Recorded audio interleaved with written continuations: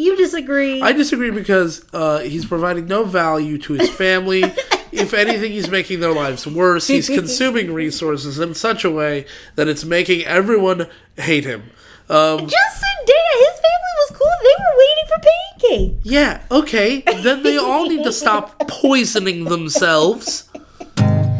Grab some popcorn and stick around. We've got some garbage to talk about. Hi, Bob. Hey, Zax. We just finished watching a movie. Zapped, starring Zendaya. The 2014 classic? It's her second, Zendaya's second Disney movie. I don't know about her overall career. I know her first movie. I can't believe I forgot. It's Frenemies. It was also a DCOM, and although that was recommended when I Googled Zapped to get like more information. That was one of the ones that was recommended. I'm wondering, is Danny going to do that one before we get to it? Just like almost certainly this is being released in the wake of Danny. I'm just guessing. We don't know yet. This is almost certainly getting released in the wake of Danny Gonzalez releasing a video. Yeah, a little backstory. I didn't really talk about it like on the release of our How to Build a Better Boy video card in the corner. But I think Danny Gonzalez just might be my arch nemesis. It's frightening how frequently we record something and then it turns out he's got a video either in the works or he like just decided to make the video right after we recorded but before we've edited the video. And like his videos are very funny. I love Danny. He's great, a lot. Yeah. I just want to be clear. I'm not actually trying to start like a real beef, but like not that we could. I mean, wasn't that a thing early on in Danny's channel where he was trying to get people to beef with him? I love that song. It's really good. Yeah. So like, if you know, I mean, you're down, Danny. But I mean, Gonzalez. he wanted the beef so that he could get bigger. But now he's big. Can we beef with him to get bigger? Anyways, let's talk about Zapped. Okay, so this is a movie about a girl. Or do we want to like say what the movie's about and then go through the plot, or what? Yeah, let me just give you guys a hot take, because I'm going to walk you through it, because mainly with this movie, it took us so long to watch it because we had so many things to talk about, like, thematically with this movie. Because, like... Oh, I forgot. Yeah, I'm gonna talk about my version of the movie. Okay. Because plot-wise, really not a lot happens. I can run you... It's actually pretty simple, yeah. So, basically, Zendaya is sick of boys because boys are just the worst. Yeah. Hashtag am I right? Yeah. Anyway, sci-fi decom magic makes her app phone control boys, and she immediately decides to brainwash every male in like a 10-foot radius. Yeah, anytime she goes anywhere, she's busy trying to brainwash every male she can see with the app on her smartphone. Like, okay, well... Anyways, it goes wrong in ways that we can go into. Yeah, so... but it goes wrong, and then she learns her lesson, and she stops doing it. She's an odd duck. So this is another thing. It's one of those movies, just like Tagged, although way less so, and I don't know why they just decided to throw this in. But like Tagged, it decides to just say, like, I guess... Disconnect, kids. Like, not everything can happen with your smartphone. But I guess specifically girls. I guess. Boys need to stop playing their dumb games, and girls need to step away from their cell phone. That brings up a thing. Let me write this down real quick, because I know I'm going to forget it if I don't.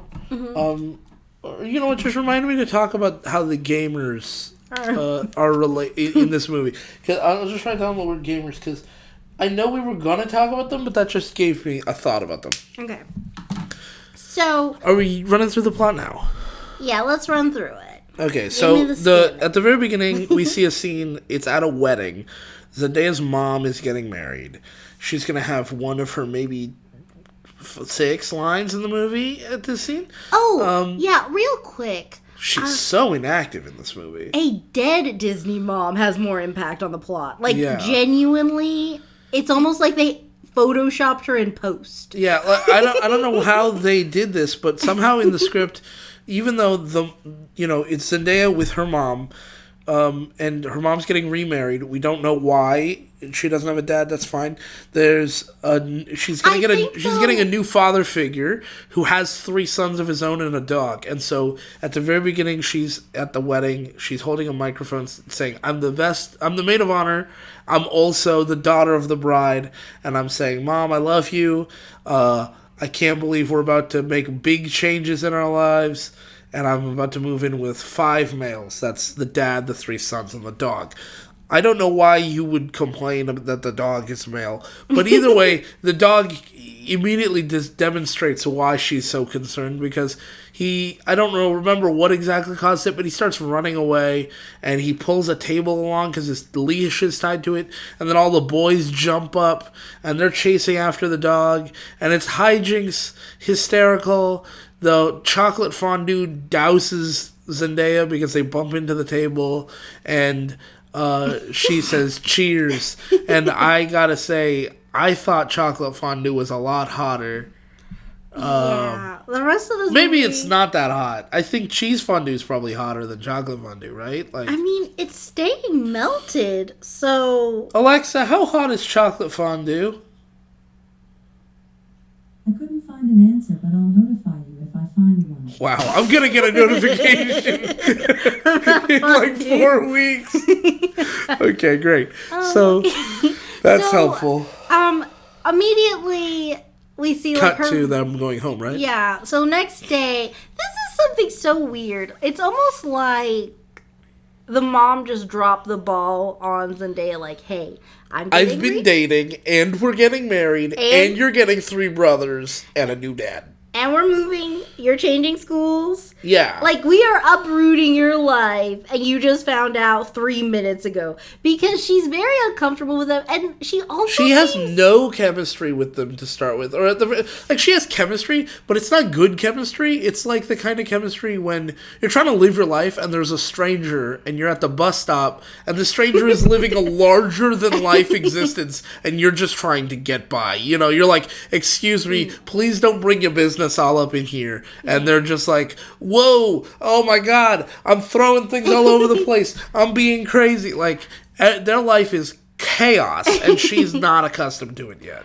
Yeah, so the first half hour of this movie is real, and like some parts in the middle, not a lot happens, but the first half hour is literally just like, "Hey, here are the major players, and here are all the characters that who are going to be interacting in this So movie." there's Zendaya, she's our star, she's perfect. Yeah. At least she believes she's perfect, but she's in for a reality check. Kind of, I guess, yeah. Then stepdad. His problem is he's real loud. Yeah, every male in this movie has a problem, and all of them can be boiled down to one trait. Yeah. Except for, there's one exception to that. Yeah. But we'll talk about him in a minute. Okay, so actually, there's 2 exceptions if we count the dog. Yeah. Humphrey, the dog, perfect, good boy, love him. Yeah. After the initial troublesomeness, like, she's very hesitant to move into this house with this dog, and then after that first scene, they kind of just drop the idea that Humphrey is even a bad dog at all. Like, until, like, after the phone thing, I guess. Yeah. I feel like one thing about Humphrey is I do feel like he's putting more of an effort to bring Zendaya into the fold than anyone else. Like, nobody talks to her for a big chunk of the It's like she's imaginary. Yeah, like, Humphrey will not leave her side. He's always like, "Hey," like... He's like, "You're a new member of the pack, I gotta jump you in," or something. But, like, everybody else is just like... They're just more like... It's interesting, too. They're, like, letting her in on the skinny, like, "This is how we do things, and these are our problems that you aren't gonna like, and we're not gonna..." But we're not gonna accommodate you at all. Yeah. Okay, so dad's too loud. Oldest brother, Adam. He's constantly running around. Adam is like busy with 20 different things. He's brushing his teeth and also doing this and also doing that. This is like a wake up montage that we get to see. Yeah. So the dad's like, "Wake up! Like, everybody wake up!" He's like screaming through the hall. She's like, "Oh my gosh, it's so early." He's the basketball coach, just in case you thought he was like gonna be doing boot camp or something. Yeah, a real Troy Bolton situation. Yeah. So I guess, yeah, loosely. Then middle brother, his thing is that he makes really gross meals. This is something that like you see as a stereotype on Disney, or you saw at least in mid 2000s, early 2000s stuff. Boys would make absolutely heinous, sinful meals where they combined things like, I don't know, like jam and pickles and hot dogs and like whatever, and then they're trying to make pancakes out of it, and then just like merging all these food groups in an unprincipled way. And like, I don't think I ever met anyone like that. No. In my entire life. It was only on TV I saw this, and I was always so repulsed by the idea as a boy. I can't imagine what weird, toxic ideas that stereotype put into the minds of people who aren't boys, who watched this and went, oh, that's what boys do? That's what men are like? Because, like, if that's part of the social construct of being a man, then I'm out. I'm Audi 5000. I don't want that. Yeah, okay, so we have a bit of a disagreement on the food situation. We'll get to that. Yeah. Youngest brother, he's just a mess. Like, Yeah. literally and metaphorically, he's just a mess. He's constantly causing messes, yeah.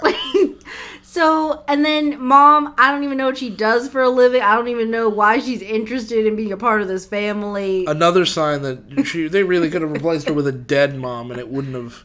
I mean, the only difference would be instead of it being like two mixed family where they merge a family, she'd just be adopted.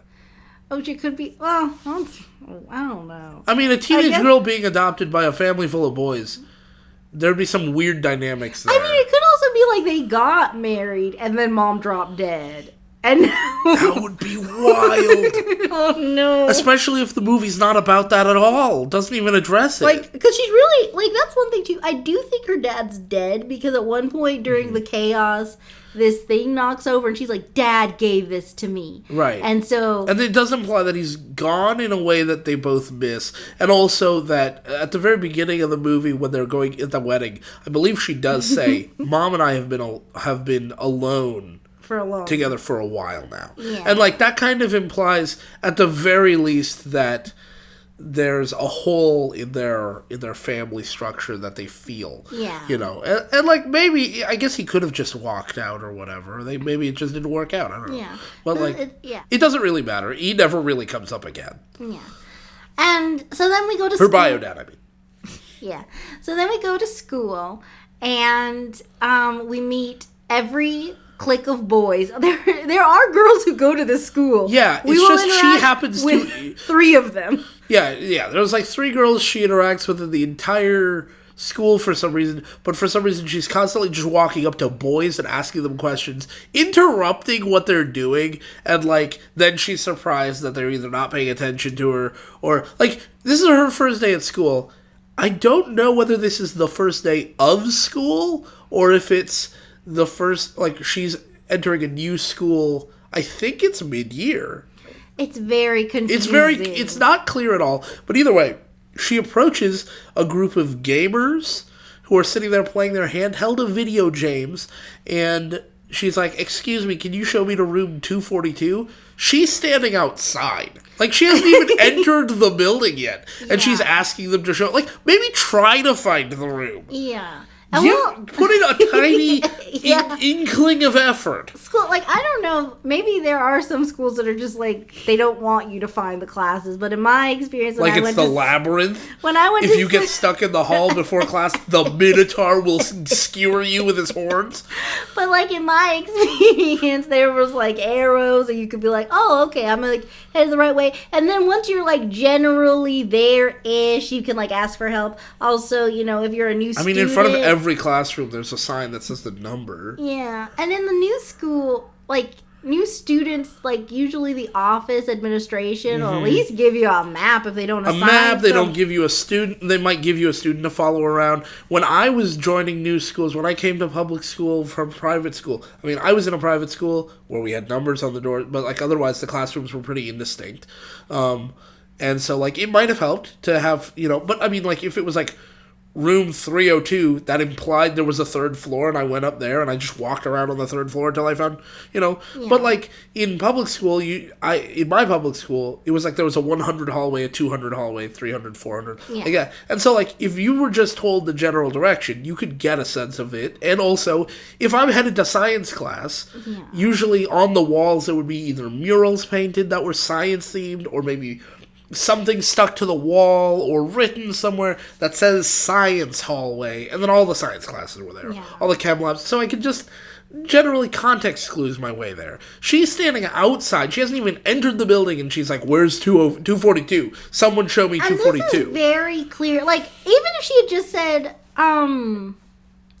you could help me find the admin office or something. Like, I don't know why she needs directions yet. Like, I'm bad with directions. Everyone who personally knows me knows that. Yeah. I wouldn't even be asking for help yet. Yeah. You can definitely try. But she goes to the gamers. They don't do anything. I think she goes to the skaters at some point. They don't do anything. Yeah, she goes through a few cliques of boys, but we'll talk about them because... They come back up, yeah. But then she meets Rachel, who's going to be her quirky best friend for the movie. She's wearing a fedora, I believe, the entire film. And I was like... It's not a great look. One thing, we didn't talk about this, but I feel like she's a hashtag nice girl. What do you mean? Well, like, she says a lot of things like, man, boys don't notice me. Oh. And like her whole I've never had a date before. I don't know, because boys are confusing. Yeah, she says little things like that, and she wears a fedora. So, like, I don't think they were trying to make a statement. But I like thinking that she's a r/nice girl. Okay. I don't know. She doesn't really treat anybody that badly, so no, it's not like... She's fine. Yeah. Although she does feel like Charlie owes her a relationship when, like... That's true. Well... we'll get to that, too. Yeah. But anyway, she literally, after spending a little bit of time with Zendaya, says, is it okay if we could be friends? And I was like, oh, that's something. That's incredibly sad. It was weird to add. Like, I don't think I've ever asked anyone for permission to be friends. Am I a bad person for that? Maybe I am. I guess consent is very important, so maybe I should have been asking people permission. I didn't think it was important for asking for friends. Yeah. Like, if I was asking to be friends with someone, I don't know, I figured I would just get a vibe. Yeah, like, I feel like I'm bugging you. I'm gonna like, I mean, like, I don't know, I feel like I'm friends with Rogue and Carina and Skylar, and, like, that's not... I've never needed to ask them about it. Maybe you should. Maybe. I don't know. Maybe this is a more common thing for people who are bad at making friends. Because as far as we know, we never see Rachel have another friend. Well, I guess she said she did say that she's floating between friend groups right now. Because that is a weird observation. She says she's floating between friend groups. And she says that people She says she's a social floater, which at first I thought was going to be a joke about her being a turd. But, what? Yeah, like a floater in the toilet. Oh, no. You know? But, like, that's what I thought she was saying. And I was like, oh my God. And like, no, I'm floating between friend groups. Okay. But then, she also says that people don't like that she, like, talks excessively and stuff. And I was like, okay, well, it sounds like your school's full of jerks. Maybe that, I mean, I think according to the intended reading of the school, it is full of jerks, which is super weird because basically everybody just leaves themselves alone. No, in real life? I mean in the school, almost everyone is fine. They're just doing their own thing. Like, there's one guy, Trip, who we'll have to talk about a lot more, but he's kind of the worst. He's well, let's just get through the plot. Okay. So she goes to a class. She's in the wrong classroom. It turns out she's in, I believe, East 242, and she needs to be in West 242, which is insane to me. I don't know why. Also, to get from East 242 to West 242, she needs to go up some stairs. I don't know how they've laid out this school. I think it is important that she gets some guidance on the layout. But she walks into the wrong room and she's like, oh, I guess I'm in the wrong room. And then the teacher says, like, you person with sunglasses on while I have the lights off because we're doing a presentation on the screen. You're going to lead her there. You're going to get her to the right classroom. And he's like, okay, dude. Because, like... Yeah, he does this awful voice. Like, I feel me, because maybe, like, he just sounds like that. I haven't watched Jackson Cale. He did. What a name. I believe he was, like, in one Jackson Cale sounds like a breed of kale that you get at Whole Foods. I think he was in one of those dcoms Disney Channel shows, either, like, Lab Rats or Mighty Med or something. He might have been in a show with that girl from How to Build a Better Boy. I don't know. Shrug emoji. I just like to, in case people want to know. Anyway, so they walk and they have a flirtation ship, but then there's this blonde girl around the corner, around the bend, and she's like, looking at Jackson talking to Zendaya's character Zoe, and she's like, ooh, I don't like that he's talking to her, and he's like, oh, I see you're one of those girls who has, like, a ton of apps on her smartphone. And he says that just, like, glancing at her phone. And, like, she, I guess, doesn't have her phone locked. And he just, like, he gets a perfect read on her instantly. And she's like, wow, you're so deep and cool. And you've got the rebel aesthetic going on. Yeah, it's weird, too, because, like, technically she started this whole, like, I'm going to read you to filth kind of deal. Because first she says you're, like, got that whole... rebel thing going on. Well, right? yeah, because she, because so far all the cliques she's met are jerks. So when she sees him, she's like, I guess I get why you're doing the whole lone wolf thing, yeah. And then he says, like, this, like, weirdly specific deal, like, well, you look like the girl who does this, and I see your smartphone, you have all these apps. And she's like, oh. Yeah, okay. like, he instantly gets a perfect read on her. You're psychic. Okay. And I was like, yeah, because she was pretty generic, and, like, you're wearing, like, a leather jacket. Yeah, 2010s outfit. Yeah, it was really weird. Anyway, so popular blonde girl doesn't like that. Her name's Taylor. And we don't meet her until a little bit later, but yeah, that's basically it. Well, now it's time for dance tryout. Now we've met her. Okay, yeah. You're right. It was immediate. And so, oh, right. Okay, so middle brother makes gross food, remember? He was making pancake batter in the blender, but he didn't put the lid on. So now there's all this goop on Zendaya's shoes. And, like, okay, story-wise, Zendaya's dance shoes, not her regular shoes. Dance and shoes. she wasn't even paying attention to the fact that her duffel bag was open and the goop fell inside, and then I guess she zipped it up without looking and carried it to school and has been carrying it around ever since because she didn't notice until she opened the bag for dance tryouts that her dance shoes are covered in. I have so many problems with this whole deal. Rogue, when you hear this audio, use your dancer knowledge and please explain to me. I feel like a vlog brother. Okay, anyway, Rogue, when you hear this, please explain to me, how important are dance shoes to a dancer? Because I understand they're better than the regular shoes she was wearing. I got pictures of both pairs up here. But I feel like maybe if she just danced in her regular shoes or her socks would have been better than attempting to dance in this goopy, covered, disgusting mess. I mean, they were like Air Jordans or something that are her dance shoes, but also covered in filth. And, like, not just dirty, they're actually impeding her ability to move because they're slippery now, which would be, like, the one thing you need dance shoes for, right? Like, you need to be able to control your movement. That would be the only purpose of having specialized shoes. And she's instead, like, you know, she's got to try out for dance. And the what's it called? Mean Girl says, Taylor says, you guys better be perfect. You better be better than perfect. You're going to have to blow us out of the water because otherwise the varsity squad is filled, okay? We don't want any new members of dance. I just have to do these auditions. Go ahead and try. And then Zendaya's like, well, can I do... I was actually going to be going to state at my old school, but instead I'm not going to state because I transferred schools. So I'd like to audition a routine that I made, you know, like a special routine.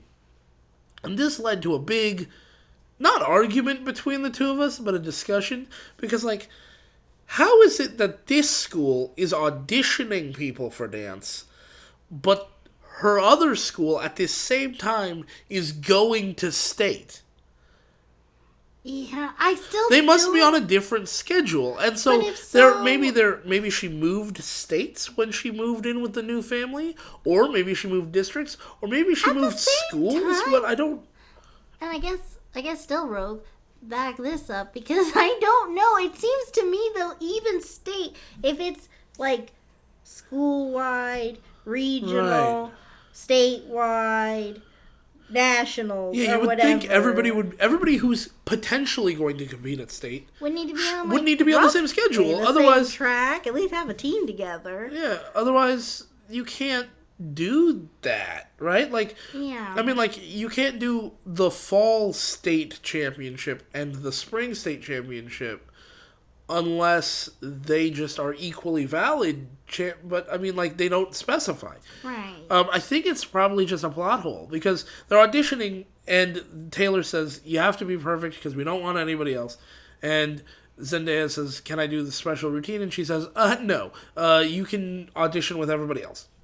And, like, And- honestly, I'm not even that mad at it, but they are making it clear that, like, she's giving Zendaya a hard time because she's flirting with her, we find out, ex-boyfriend. Uh-huh. But she says they're, like, basically on a break. Right. Well, yeah, that's a thing. Taylor says to her, like, sidekick bad Yeah. person. You know, Taylor says, that's the girl I saw flirting with Jackson. And she's like, oh, your ex-boyfriend? And it's like, he's my boyfriend. We're just on a break. And it's like... Made clear that she's clearly like she's not over him. She's very possessive over him, and also I do want to say at this point in the movie, she says something like, "You're gonna have to be perfect." Boom, and then her sidekick says like, "Boom," to like emphasize, and then she turns around to her sidekick and says, "I'm the only one who gets to say boom. You don't get to say boom." Okay, and like she says boom like 2 or 3 more times through the first half of the movie, and then never again. She never says her catchphrase again. And it's... I don't know why movies do this. Like, you just forgot you wrote in that she has a catchphrase. Like, several other characters begin to say boom. In other situations. But But they don't just punctuate things with a boom and like a snap. no. You know. It's like, yeah, it's weird. But anyway, okay, Anyways, so Zendaya has to... she tries to do the routine, and she also, despite her battered shoes, she's doing really well at first until, like, and everyone's like, oh, wow, you're Everybody else is horrible, and she's doing the routine, like, after one watch, she quickly memorizes the routine, and she's doing the routine better than anybody and then else. she starts incorporating her own routine, the one she wanted to audition with for state. And everyone's like, "Ooh, she's making her own routine," but pancake batter shenanigans. So she slips and falls. And so then Taylor says, haha, you can be on JV. And you can also, your friend can also be on JV. And like, we later find out you don't have to audition to be on JV. So that was, I guess, just Taylor rubbing it in her face that she's not getting to be on varsity. Yeah, although we only see like a few of the people who auditioned on the JV team, so I guess There's like 12 people at the auditions and only 3 or 4 additional people who show up in JV. So I guess some people are like, it's varsity or bust. Yeah, exactly.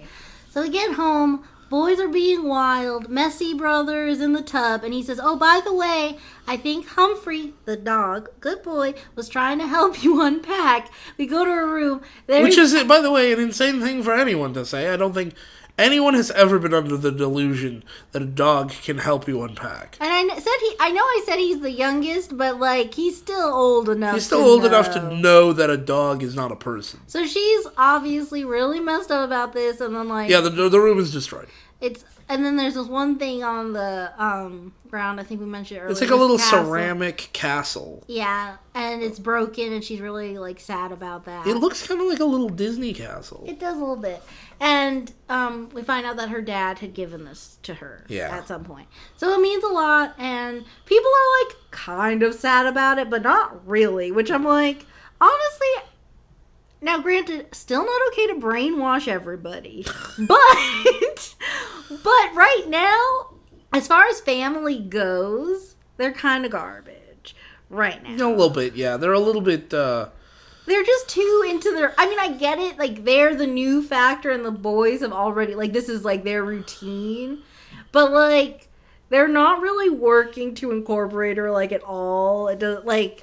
I'm not saying they needed to immediately help her clean up, but honestly, maybe. I feel like I would have tried to help out if, like, a person moved in and my dog ruined their room, their own space. I don't even think that's unreasonable. Yeah, I mean, there may be something to be said about expectations on men versus women, because I think if you switched the roles here, and it were like, you know, an all-girl house, a new boy shows up, and the girl's dog just destroyed his room, I think there would be something of an expectation that the girls would try to help, at least. And the fact that they're men and they're doing their own thing, you know, it's just like, I don't know, the expectation isn't quite so much there that they're going to drop their very important men activities to help her with her problem. And, and I don't think the movie's making a point about that. I'm just making that observation. It's also interesting, though, that you bring that up, because, like, just as far as, like, the whole movie is based, it's like, Zendaya just needs to learn to, like, roll with the punches. Basically one of those movies. That's kind of really all that this... That's the moral, I guess. If there can be one, really. But, like, so... But in this, it would show, too, if, like, the boy... And also, it's, like, at some point they imply that she's not giving this a chance. Like, she's just, like...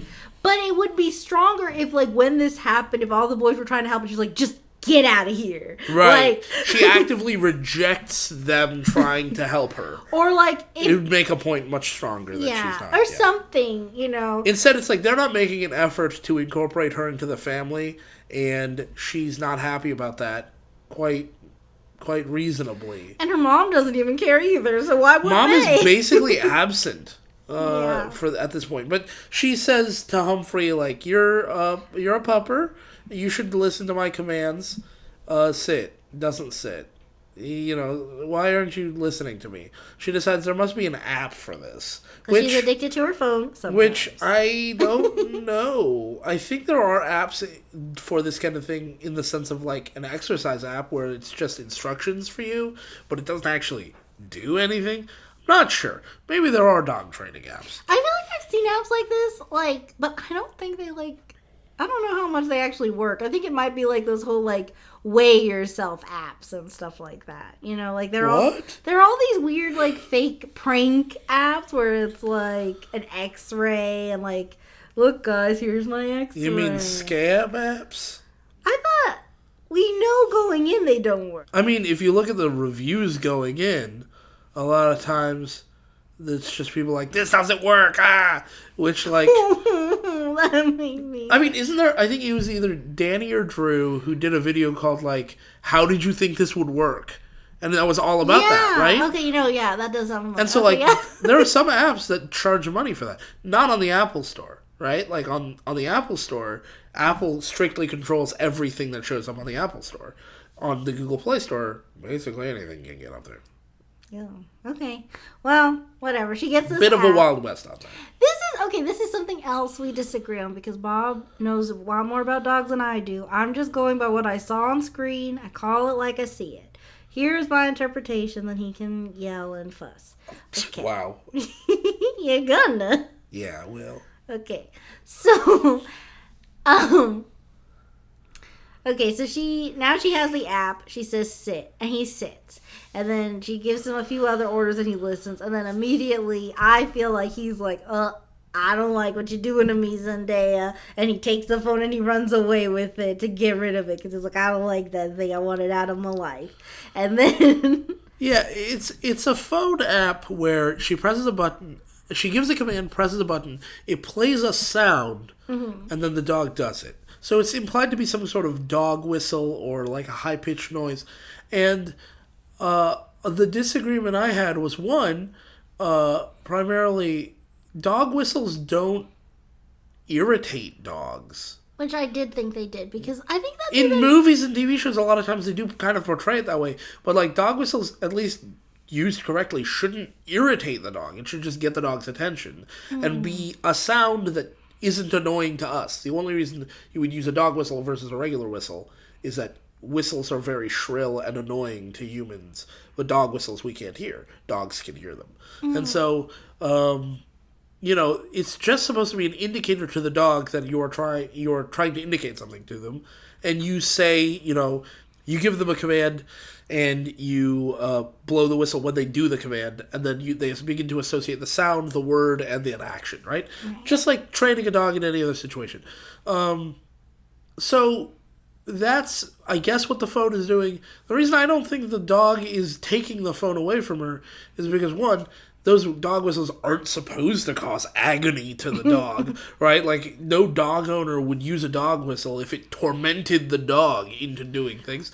But also, I don't think dogs necessarily have such a great connection between, like, you are telling me this and the phone is making me do this, so I should get rid of your tools in order to make this behavior stop, right? Like, that's quite a chain of logic. But, like, okay, that makes about as much sense as everything else in this movie. Sure, yeah, no. I mean, the movie may intend it that way. I don't think that was the intention, but I think the dog was just taking the phone because he's a goofy little pupper.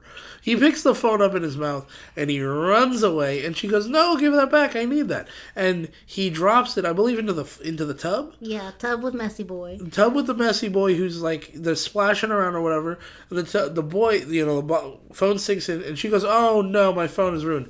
And the kid says, "Oh, don't worry. What I can do," he wraps it up in a towel and starts swinging it over his head. And his idea in principle makes sense, which is, use centrifugal force, and I think he even calls it centrifugal force, to expel the water from the phone in the towel. And he's swinging it over his head, and the phone comes loose from the towel and flies out the window. And I don't remember exactly how it lands there, but it slides down the roof. Slides down the solar panel, which is an interesting... Or, you know what? I remember, it goes through a satellite dish, hopefully destroying it so those people get cable, and then lands on the solar panels. You didn't laugh at that. That makes me feel so sad.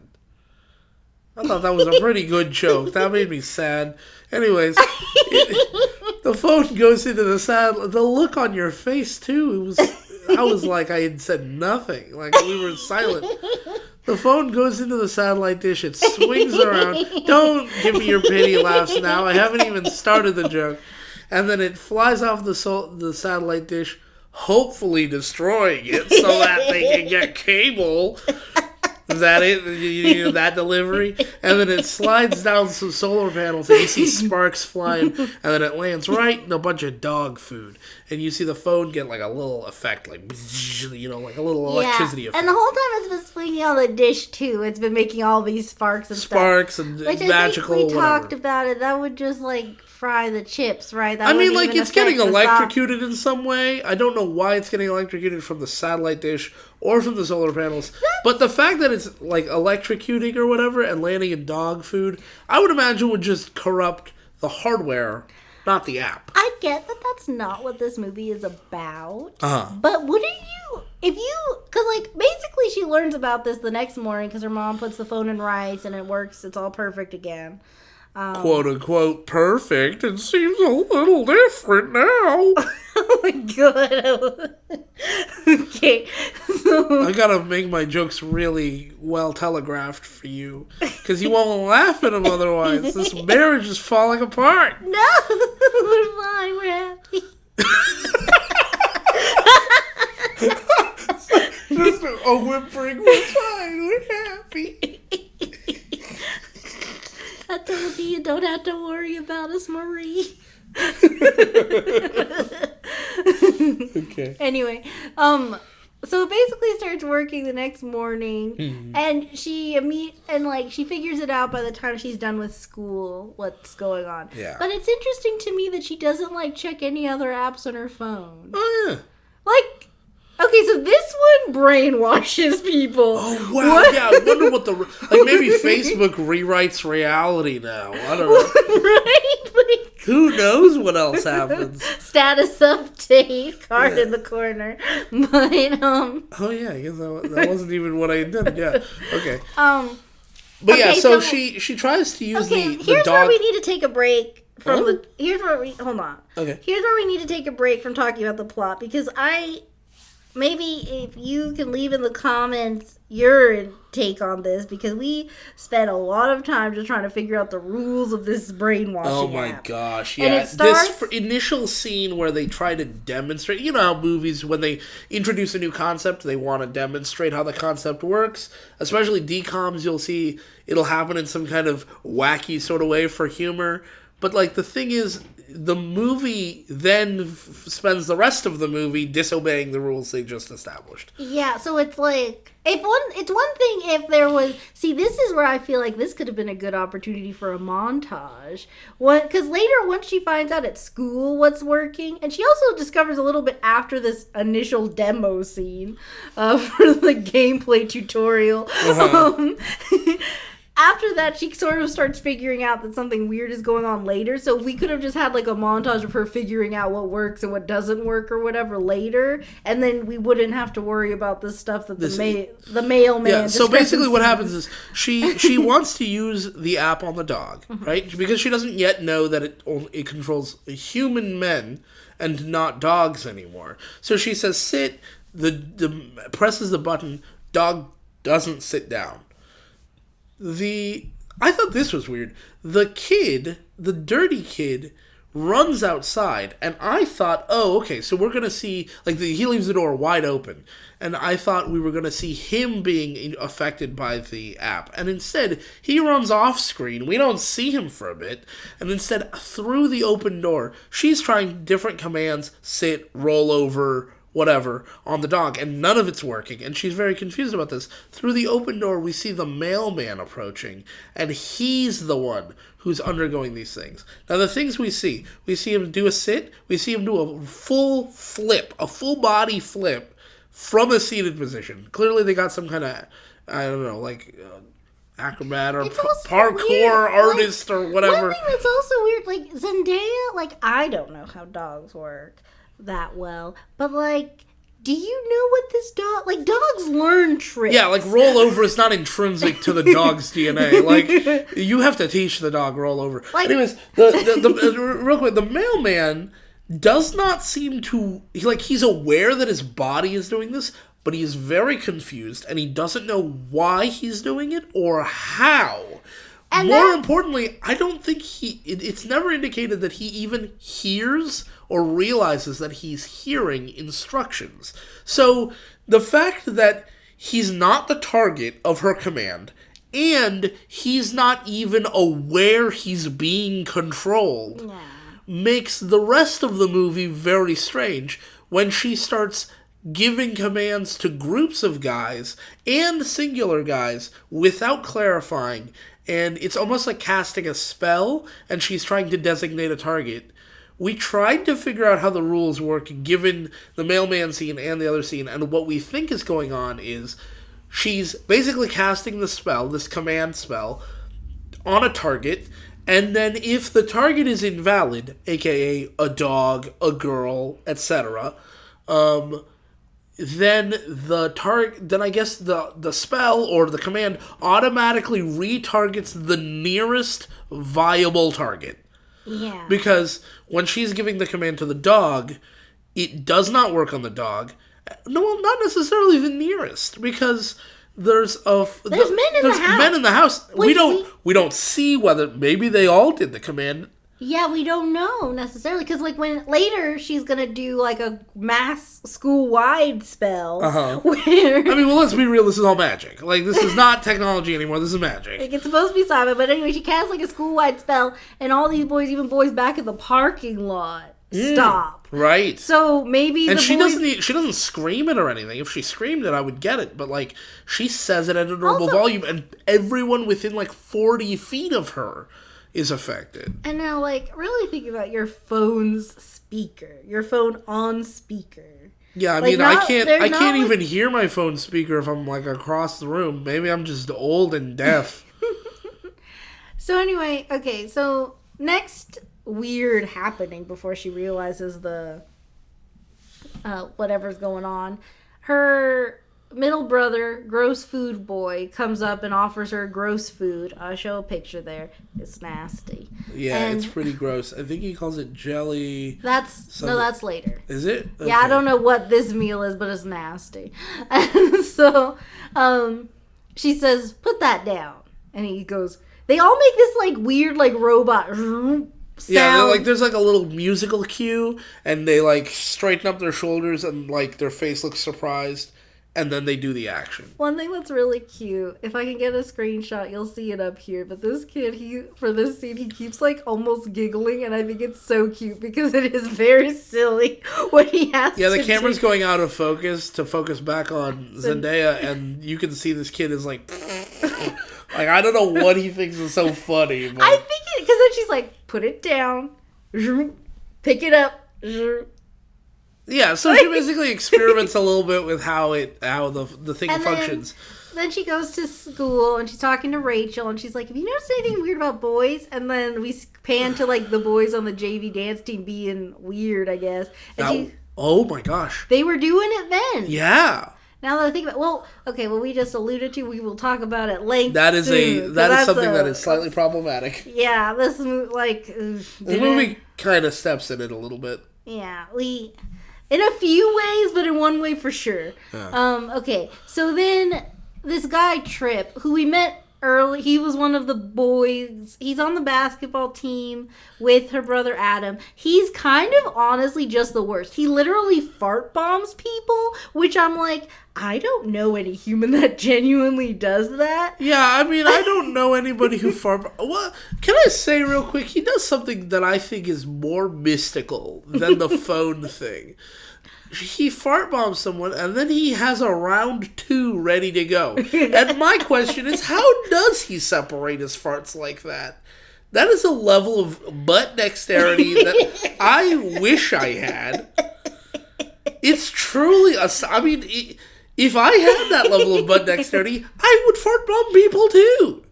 Oh no, what a superpower. Right? I mean, like... Also, he refers to himself in the third person. Sometimes. His name is Trip, Tripp, and he calls himself the Trip, or... And he's like, "The Trip does not like this." Yeah, Tripmeister, he's just like a cool dude who farts on people. Anyway, so he's about to, and then Zendaya says, "Just stop," which honestly, yeah. I mean, if he's going for round 2, he's trying to double barrel, but, like that's... And I'm not for brainwashing people, but he does need to stop this behavior. Yeah. Again, if I had the ability, I would do it, but if someone asked me to stop, I would also stop. I would not double barrel butt blast somebody. So she says stop, and he stops. Yeah. I mean, if you're annoyed by that sound, imagine watching the movie. Yeah. Okay, so then he stops, and then she's like, also, this is something weird too. People are simultaneously super aware of what Zendaya's doing, and not at all. Totally unaware, yeah. It's really weird. So people are watching this, and then Rachel, I guess... It's not like the other boys have stopped. Only Trip has stopped in his place. All the other boys are looking at each other, looking at Trip, looking at Zendaya, with confusion on their face. So they clearly witnessed the interaction, and they're not affected by it, but they also don't tell anyone or do anything about it. Is it me? Am I okay, with your alternate take, which we'll talk about later, would it, in this movie we have, I feel like a second direction they could have just gone with where all the boys just fear Zendaya the rest of the movie. Yeah. I feel like that would have just been fine too. But anyway, so boys are watching this and they're like, "The Trip's tripping," which I was like, that's true, they do say that. So they definitely recognize that something is wrong. So then, so she says, "Shut your mouth." And he starts, first she says, because she said stop, then she says speak. Yeah, just as a test. Yeah. Because I think Rachel says, "Oh my gosh, he obeyed you." Yeah, and I was like, that was so clunky to me because, obviously they want to notice, that's the app, but, Yeah, the app is called, Command and Obey or something like that. Really...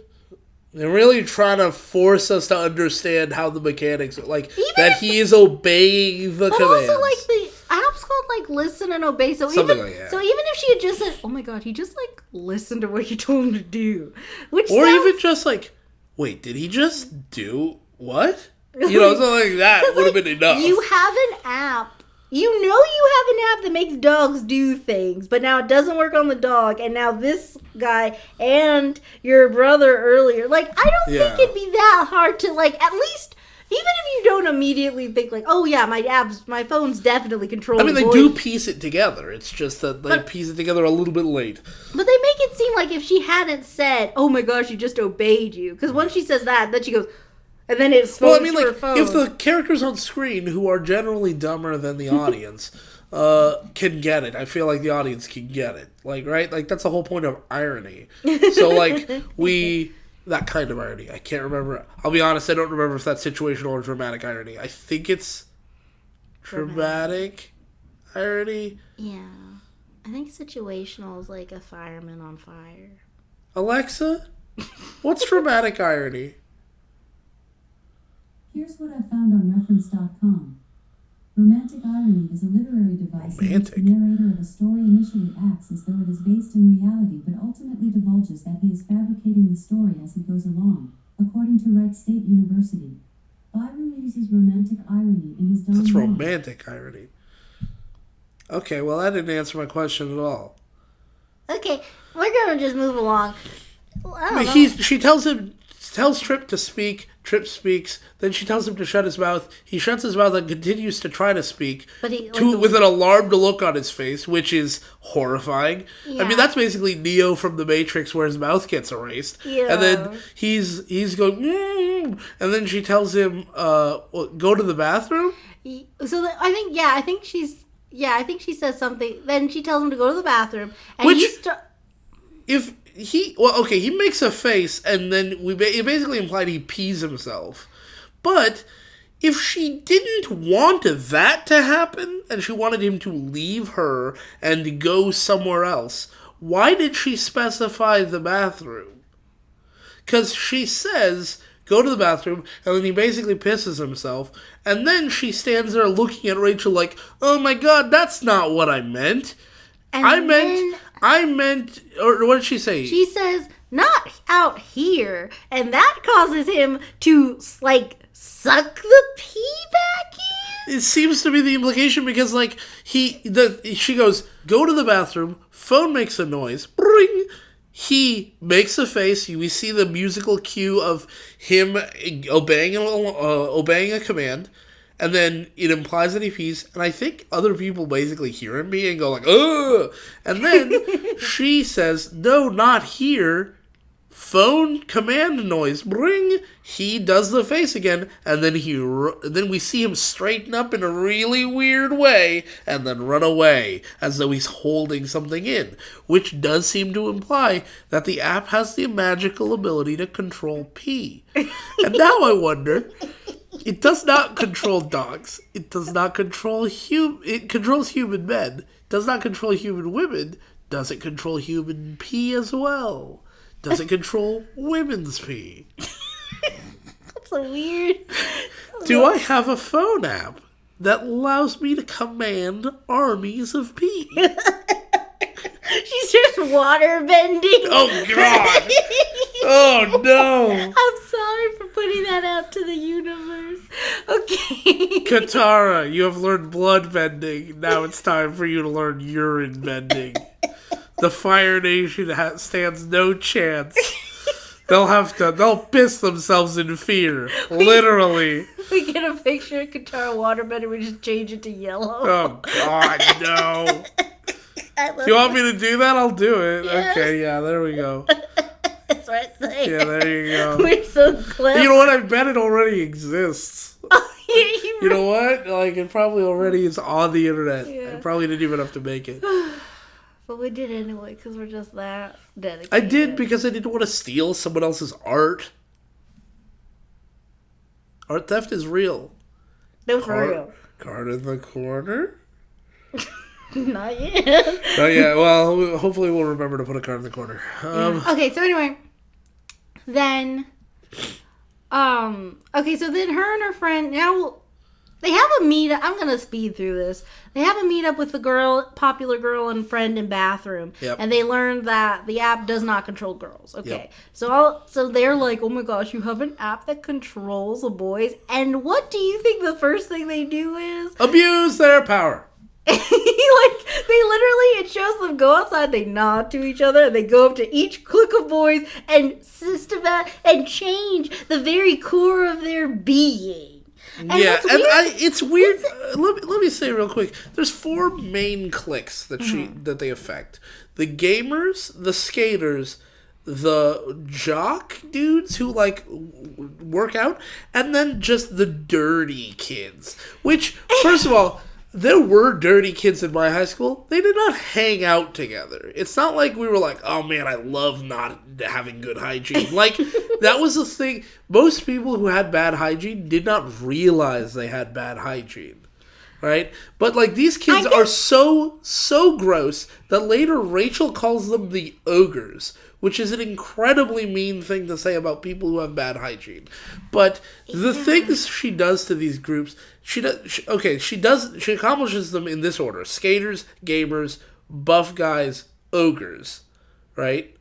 I believe that's the order. No, we end with the buff guys. Yeah, we end with the buff guys because she ends up taking that one back because objectifying men is cool. That's true. But those are the 4. But what she does to them, in order of most okay, or not most okay, but I guess most beneficial to least beneficial. I would say probably the guys who have bad hygiene, she tells them to get clean. And they all look at each other and go, oh my god, we're disgusting. And they decide, which, not a great thing for teens to think about themselves, but also they should get a little clean. And so they all start like, they all run away to go do that. And later we see they've come back as, like, extremely well-dressed. Preppy. They've got their... Yeah, exactly. Preppy is exactly the right word. They've got skincare routines. And they've got hair gel. And, like, they've got a bleaching station on campus for some reason. They're probably best benefited by this spell she casts. One thing, too, with these groups... Not really the buff guys, because again, that was just so we could look yeah, that's just to look at shirtless boys. But with these 4 groups, she changes them, and they're totally happy with it. Like, she changes their whole lifestyle. Right. But with everyone else, like, Trip from the last point where, come on, she made Pete go back inside him. He's horrified of her. Yeah, she makes P go back inside him, and he's having an existential crisis for the rest of the movie, which the movie addresses a little bit. But these groups, they are going to be totally cool with these changes. They're fine with it. Yeah, so the buff guys, they are... in my school, we didn't have a bunch of buff guys shirtlessly working out. All the time. But there are these guys doing reps, and she says, put some clothes on or whatever, put some shirts on. And they all go, oh, geez, I suddenly feel very uncomfortable doing this with you guys. Which I thought was maybe slightly... weird and maybe homophobic a little bit, but maybe not. I don't know. Maybe I'm reading too much into it. It might just be that he just suddenly got like self-conscious. Yeah, so he gets very self-conscious. I just thought it was weird that he specifies that he feels weird doing it with you guys. Yeah, he didn't have. You're right though. He didn't have a problem being undressed with the whole school. He specifically says, "I feel weird being undressed with you guys," which is like they're also undressed. So maybe I don't know. I don't think they intended anything like that. So anyways, they put on shirts, and then Rachel says, "No, they were perfect as they were because it's okay to look at male bodies." And so then she says, "Okay, go back to and they take their shirts off, and he's like, look at my guns, wow!" But that's weird too. But that does show that some of the changes, like it changes who you are. It's not just like with like the brother, she's like pick it up, put it down. With right, those are physical actions that she's compelling their body to take. So they don't just put their shirts back on like zoop zoop. They're like. They want to put their shirts back on. Yeah, she's putting ideas in their heads. Which is weird. Yeah. But anyways, so she does that for the buff guys. Then the 2 groups that I think were really, really done dirty by this movie. The skaters and the gamers. The skaters are... Well, the gamers are given a whole new lifestyle, which is she's walking by them. This is so crazy to me. She's walking by them and she's holding her phone and she like very smugly sees them sitting on a bench. There's 4 of them quietly playing their handheld video games, not talking to each other. Yeah, it's not even clear that they are playing with each other. They could be playing individual games. And she says, what, do something productive? She said, like, basically she says, like, from now on you guys are going to, like, focus on, like, your spiritual and physical well-being.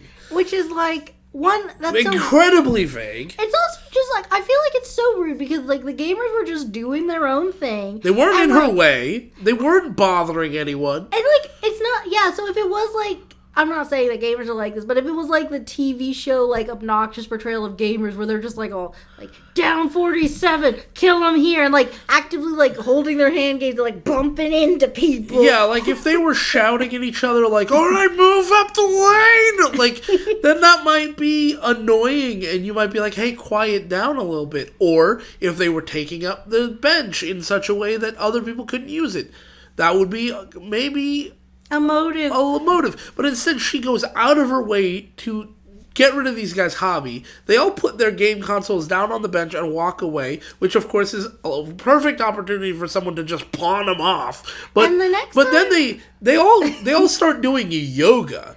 And the next time we see them, they've all converted to Hinduism. Yeah, they're all wearing like traditional Hindu garb. Like, it's not just yoga outfits. Like, you can wear a Western yoga outfit, and they're doing Western yoga, but they're all holding their hands in a very stereotypically Hindu way, and they're wearing, like, I forget what the sash thing is called, but, like, my parents are Hindu. I have seen them wear this stuff. I've worn this stuff when I go to Hindu ceremonies. Yeah. Because, like, it's a Hindu thing. And they're dressed as Hindu. Like, not all of them. One of them in particular is dressed fully, head to toe as a Hindu. But as the show goes on, we see them and they're all wearing, like... some various amounts, but one of them consistently is wearing the full outfit. Yeah, you're and, right. like, the thing is, she just brainwashed them into a religion. Yeah. Which is wild. That's a big yikes. Okay, now... That's what happens as the gamers. The skaters also get done so dirty because they're skating around, again, not bothering anyone. As far as we can tell, nobody is bothered by them. She says, stop that. She just tells them to stop. And then they all stop skating. And she says, all right, now you guys are going to be gentlemen. And so one of them says, after you, just gesturing wildly at nothing. And then there's a puddle on the ground. And then they do that thing, which is just a myth about throwing your coat over a puddle because, like, nobody has ever actually done that in real life. But you see, one of them takes off his hoodie and throws it over the puddle, and then someone else throws their hoodie over the puddle, and then they do this, like, I don't know if it's three or four, but... Three jackets, and then, which is not following the rule of 3, but whatever, 3 jackets, and then one of them is wearing a t-shirt and not a hoodie, and he looks down at it, and then he just dives on the puddle. And he's laying on the ground. Zendaya doesn't step on him, thank God. But Zendaya steps on their jackets and then over this guy. And then we see in other shots where she's interacting with the other people, because remember, the order she interacts with them is skaters, gamers, buff, the smelly guys and the buff guys, or whatever order the last two. In the other shots, you can see in the background that kid is still laying in that puddle even though no one's approaching. So, like, be a gentleman. The app or their brains interpreted that as kid grovel on the ground like a piece of dirt. Okay? Just lay there like a bridge over a puddle that no one will walk across. And as far as I can tell, no one ever addresses what happens to that kid. In my headcanon, he starves to death. Yeah, they have this really lame after credits scene that we watched, but, like, not like lame that it's so bad, but, like, it implies a sequel that we all knew wasn't coming. With 2 characters we never saw before or since. Yeah. Well, I mean, since it's after credits. But anyway, so yeah, I think a better after credits scene would have just been that kid, like laying on the ground being like, oh, hello. And then someone comes up and like, dude, you're all free from the brainwashing, you know? I just like it down here. Wah, wah. Yeah. Then, okay, so that's... Wait, what about this? He's laying there, and it's like middle of the day, and nobody else is around, and somebody walks up and says, dude, we're all free from the brainwashing, okay? You can get up. He says, oh, I like it down here. And the guy goes, okay, and he shrugs, and he walks away. And then we crossfade from daytime shot to nighttime shot, except it's a skeleton laying there now. And that's it. Like, passage of time, and he's dead. He's been dead. No one has moved him. Okay, so the next round of changes, she goes home after a day well spent. Yeah. Changing all the boys around. We don't see you, even though it's a school setting, we never see her try this on any teachers. Yeah. I would have thought, like, no homework would have been the obvious choice for a school setting. What do you, like, she goes hard on, like, her problem is genuinely just, like... Teenage boys and her stepdad. Yeah. I'm like, okay, fine, I guess. But yeah, like, most movies like this, I think you would start with... I guess so that's, like, stepping out of the box. They normally start... They, like, start, like, light, like... Hey, no homework for a week. Hey, we don't need homework forever. Hope you pass the test.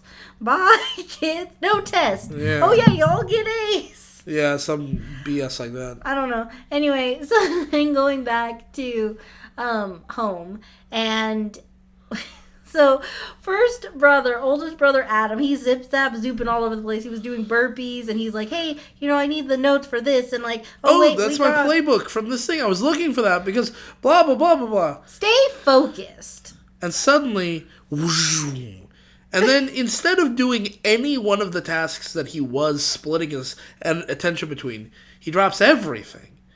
And he turns to his left, and he looks directly at the lampshade. And he says, whoa, this lampshade. Whoa, I could spend all day looking at this. What is it made of?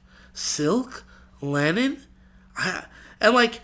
He's really engrossed by this. And I know it's a little bit odd, but I enjoy wasting my time doing something like that. I think you could kill 20 minutes just observing a lampshade, really taking in its finer detail, trying to figure out what material it's made of, without looking at the label if there is one, just really try to take it in. It could be a fun little adventure to try to use your detective skills, like, okay, this feels like this, that fiber is synthetic, this fiber is, you could do that, but this is not any of the tasks that he needed to do. He was doing burpees because he's on the basketball team. He's also got homework to do.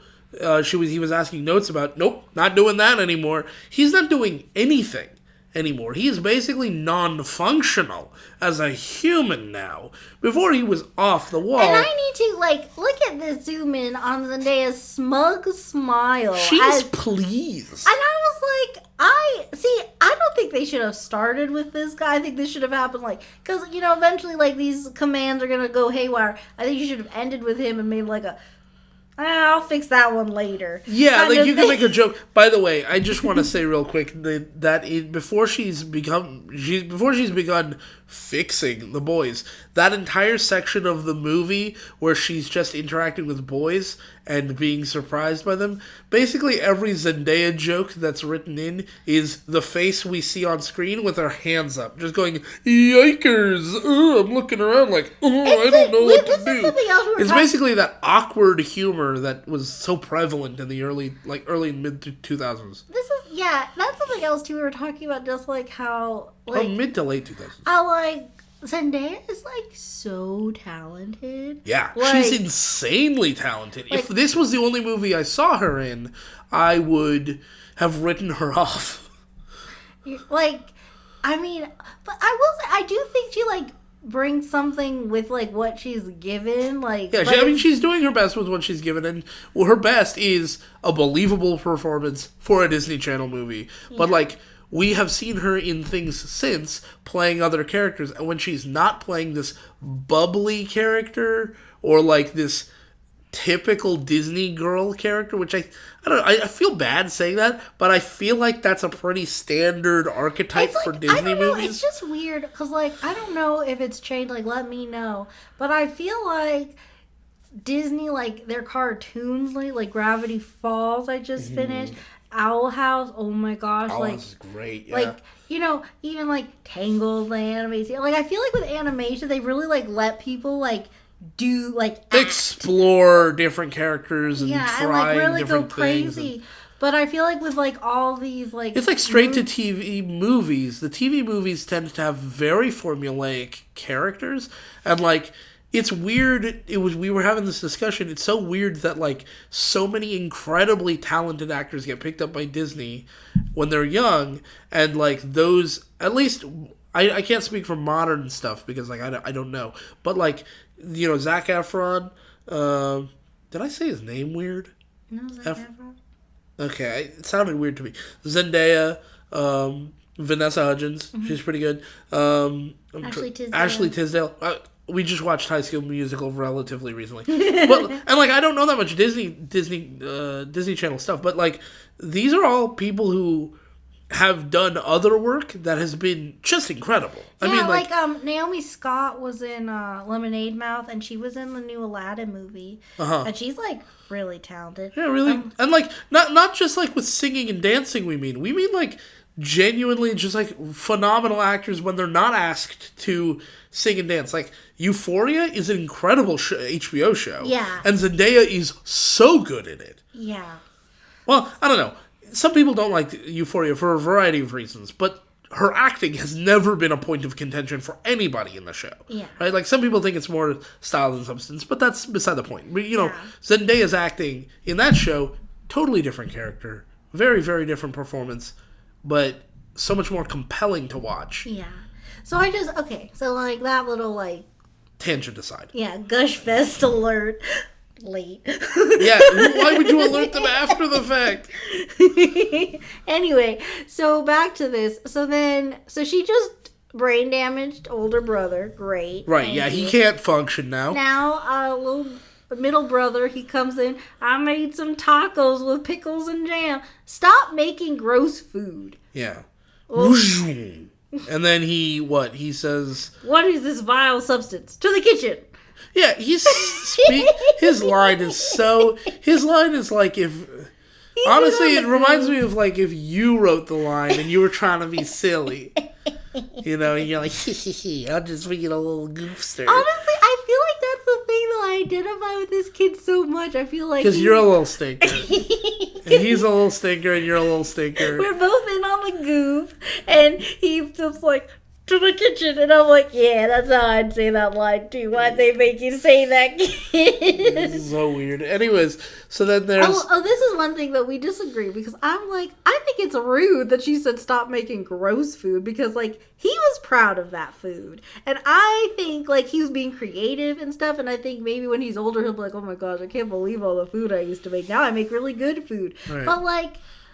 You disagree. I disagree because he's providing no value to his family.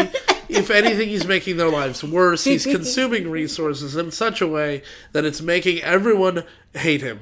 Just Zendaya, his family was cool. They were waiting for pancakes. Yeah, okay. Then they all need to stop poisoning themselves. Let us know in the comments, Team Gross like, Food. And this is, again, I think we mentioned this already. I've never met anyone in real life who just makes gross food like that.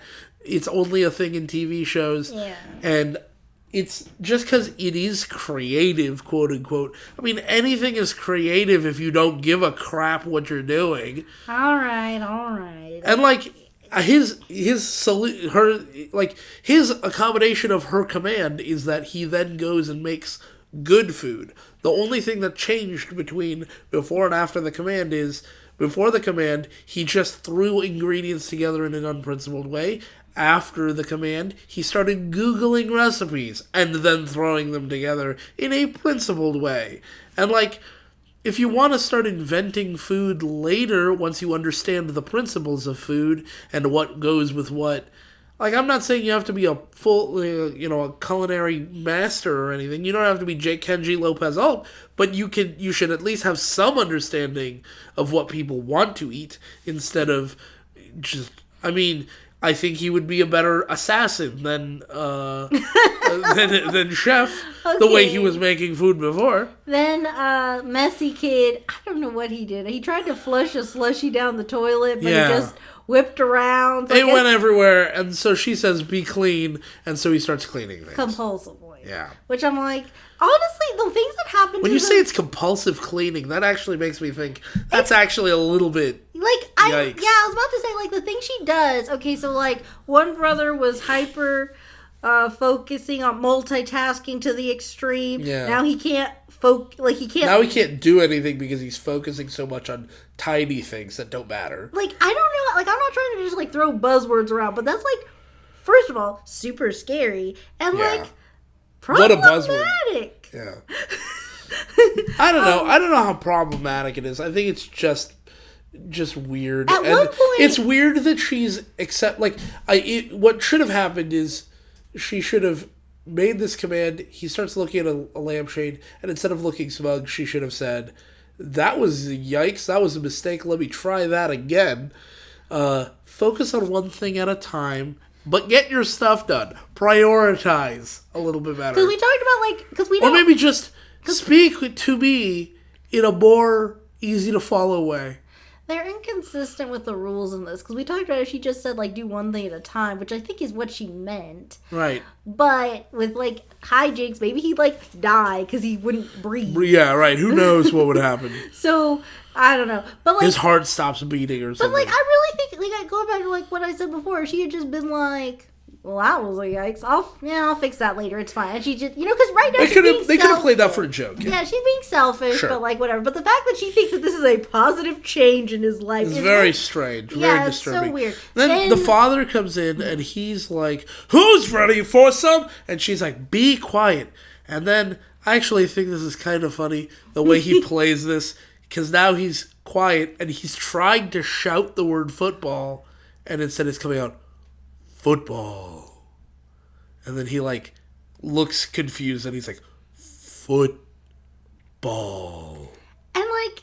And I was like, yeah, that's kind of funny. It is, but at the same time, like... It's alarming. It's so... Because, like, he's, like, really good at, like, using, like, facially acting to this guy. So I'm like, no, that's it's a look of confusion and terror. And then she's like, okay, great. Like, honestly. And I'm like...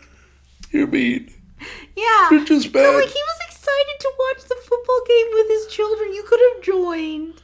You could have yelled a little too, lady. Yeah. Anyway, after this is something weird too. I don't know if there was another scene that happened, but she takes Humphrey for a walk, and she meets love interest Lone Wolf Boy. You forgot about him, didn't you? Yeah, Jackson Cale. And he's reading To Kill a Mockingbird. Okay, quick break. To Kill a Mockingbird is about a trial, like a black man being wrongfully accused of things. Yeah, it's about racial injustice and racism. Here are their two takes. Well, real quick, they meet each other and she says, "Oh, that's my favorite book." Okay. And he says, "Typical," because, and then he gives his description. His description. Young girl thinks she has it all figured out and finds out she had it all. The world wrong. Gets wider. Or something like that. It like, expands. Yeah. Girl thinks she knows it all, but she doesn't have a clue. Which I'm like... Rude. What a weird take. Like, okay, like, yeah, there is, like, a statement about, like, childlike innocence and all that. Like, right, but what a weird takeaway from everything that happened. And I wish that they would have clapped back, like, actually, Atticus was my jam. Yeah, I was really invested in the trial and the fact that, there's racial injustice angle, especially since Jackson Cale is a white character and Zendaya is a woman of color. You would have thought she would identify something like, it's really powerful to me how the racial injustice angle... No, the movie has nothing to say about that. They don't want to get into the weeds of that. But then, like, why pick that book? Yeah, like, there are so many other books that you could have... The Secret Life of Bees could have been the book, her favorite book.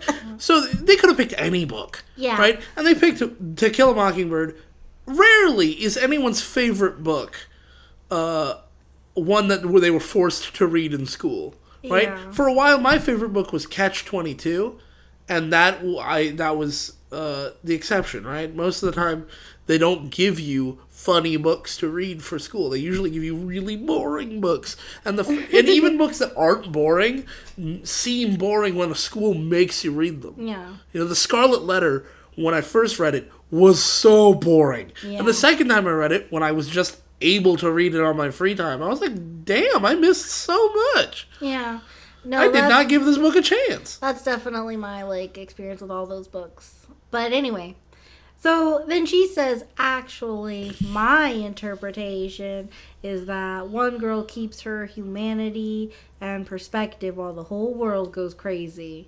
And then I was like, okay, so, like, I don't even know why you didn't just make up a book, because you're both just saying... If you're just going to state an interpretation that ignores the greater themes of the book. And just refers to this movie. Also, now that I think about it, which of those two interpretations is correct?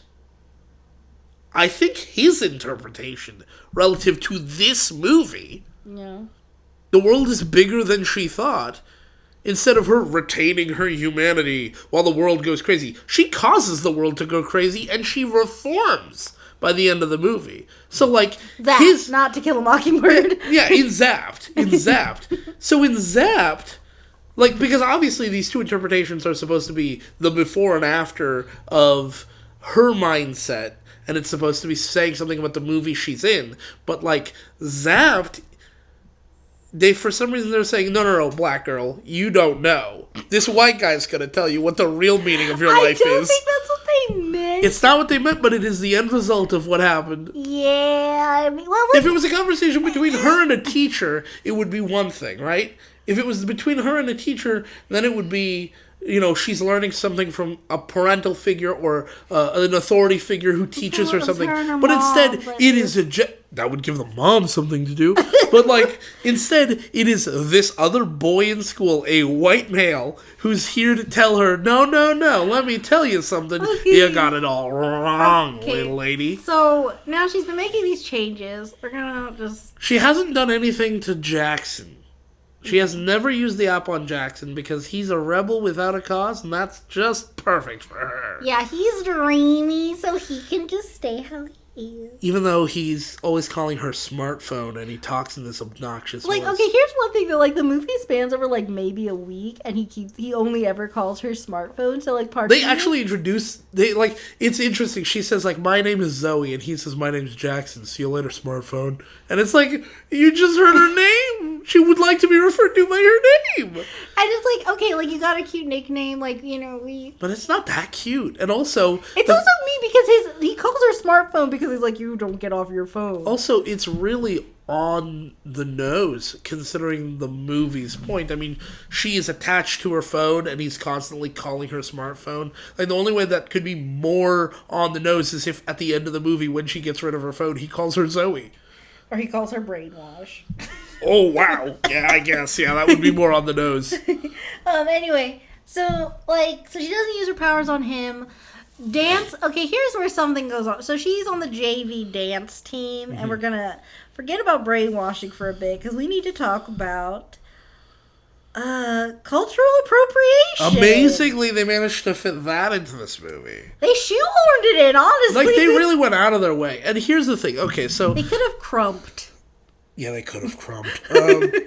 What's interesting here is that they have a choreographer for this movie because there's dance sequences. And I don't know how to... I hope I'm not mispronouncing his name. Akamon Jones or Akamon? There's two A's at the beginning of his name. And he was a choreographer for Pitch Perfect 2. And as far as I can tell, I can't find any information about whether or not... And I haven't really looked that deeply into it. Maybe we're... You know, I don't know. There's a sequence, there's a whole running B-plot in the movie about one of the kids in this junior varsity thing, who wants to incorporate Haka dance, Maori Haka dance, into their routine. And there are a lot of Maori New Zealanders, who feel very, very strongly about the Haka dance and the fact that in the West, a surprising number of movies and celebrities and other, entertainment use Haka as shorthand for a number of fairly racist ideas, as well as just using Haka without getting permission or even getting it right. And I don't know how accurate this movie does getting the Haka dance right, but they do incorporate Haka dance, and it's very strange, because none of the actors who are there are from New Zealand. That much is clear. None of the actors are from New Zealand. I can't speak to whether Akamon Jones is from New Zealand. He may be, but I don't think he's Maori, and it's really weird considering it's a totally unnecessary part of the movie. Yeah. And also a thing that people have been complaining about for a long time. If it was something that people didn't complain about, that would be one thing, right? Like, nobody, I don't know, maybe I'm stepping in it here by saying, I don't think anybody's really complaining about Irish river dance being used outside of Ireland. I mean, there are probably some purists who are. But the Maori people, it's not exactly a very happy history of how their people have interacted with Western culture and how their people have been marginalized. Yeah. It's also weird too. I definitely don't feel like it's done well here, because first this guy, because if you want to, he's a white kid, and that's not even my issue. If you want forgetting about appropriation versus appreciation for a second, he says I've really been getting into the Haka dance, and I'd like to incorporate it in one of our routines, and he does a little demonstration, and I don't think he's very good at dancing yet, because I don't think he anyone's worked with any of these boys yet at all. So then she makes this face let's put this in the idea box. So not only are you taking this dance, you're also saying it's weird and not worth doing. And then just to really hammer home that the idea box means no, he specifically brings it up again later, and he says, she says, idea box, let's not do that. Pretty effectively means, idea box means we're not doing it because it's weird. And then just to fast forward to the end of this, so eventually, once she realizes, hey, boys aren't awful all the time, she ends up taking the advice, although we don't see that really expressed at all. They have this choreographed routine. They incorporate a lot of Haka. At the very beginning, they incorporate Haka, and that was one thing I saw. There were some articles that we read where somebody said, as a rule of thumb, don't do Haka unless you get permission and you're keeping it pure to the original integrity of the dance. And I don't know whether they got permission, but even if they got permission, what they do in the movie, I wouldn't say is keeping it pure to it, because they do a little bit at the beginning that may be pure, and then immediately transition to hip-hop dancing and incorporating some of those moves. And it's that's not... But also, it's I want to be clear, she never really came... I feel like she basically still thinks it's weird until they win. Yeah. Because it's more because she's just I'm sorry for trying to control you guys. You should do what makes you happy. Do the weird Haka dance. Yeah. She doesn't say weird. But she never really makes clear that she's cool with it in any meaningful way. The last time we saw you have an opinion on this. Yeah. And I know we may come across as woke scolds. Oh, you're not woke enough, you're not doing... But I feel like it is important that we consider that, and this movie came out in 2014, not that long ago, if, when you're including this as a B-plot, and also kind of the butt of a joke, a running joke that, this weird, lanky high school kid wants to include this funky, weird dance. Don't do that with another person's culture, maybe. Yeah, especially... Don't even do it with your own culture, because you might be insulting people of your own culture. But, especially, in this case, where it just, really didn't... add anything. You're right. It could have been literally anything at all that they just add into it. Yeah. So I don't. Like, he could have been doing a weird dance. Like, you remember Johnny Bravo used to do the monkey, right? If he was like, I want to incorporate that. Like, and then the choreographer found a clever way to incorporate that, I'd be like, oh, wow, okay. I thought that was a very silly dance. I was on Zendaya's side. I'm not insulted. I don't think I'm insulting anybody when I say this. The monkey is a very strange dance. And that was the whole point, that Johnny Bravo doing it was very funny because it's such a weird dance. And then if the choreographer managed to incorporate that in the final dance in a way that was better than I thought, then I'd be like, oh, that's cool. Yeah. You know? Because, like, the choreography... And it's not insulting anybody to go there. And, like, the choreography for both Zendaya's team and the varsity... Fantastic. It's great, yeah. They're good. He does a great job. Just, like... Because at first... It just seems a little insensitive. Yeah. Like, I'll be honest, like, I didn't even know... Like, because they say it so quickly and briefly... I at first was like, oh, what dance? Maybe they just made that up. I thought... The only reason I realized that it was a real thing was because they specifically said Maori. And then I was like, oh, I've heard of that. Okay, and then we, did a little digging afterward. So, like, that's just us because, like, we wanted to look into it a little bit because we're going to be talking about it here. But anyone can watch the movie. If and you you're are just like, tee-hee, dumb dance. But, wow, they made good. Zendaya figured out how to save that dumb dance. Yeah, and I mean, if you feel like... Yikes! Like, if you feel like we're being woke scolds about this, or like we're being overly sensitive, imagine if you, a non-Maori person, were sitting next to a friend of yours who is a Maori person, or a person with Maori heritage, and the two of you watched this movie together.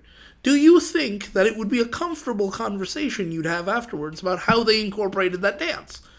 Because... I mean, maybe you haven't seen the movie, and you can't say for sure. We thought it was kind of insensitive, and they may feel the same way, and it's just weird that we even got close to getting it wrong like that. You know? So, enough. Anyways. So we just wanted to have that little... tangent about that. We won't come back to it. We're done with that. That's resolved. Okay, so back to this. So the school's great. Boys are obeying and being super obedient. But the one boy she can't figure out is Jackson. Because he's just like... Why are you narrating it like... kind of confusing. Okay. I'm being a little decom narrator. Okay. So the JV and the varsity squad of the dance... The JV is clearly not doing great.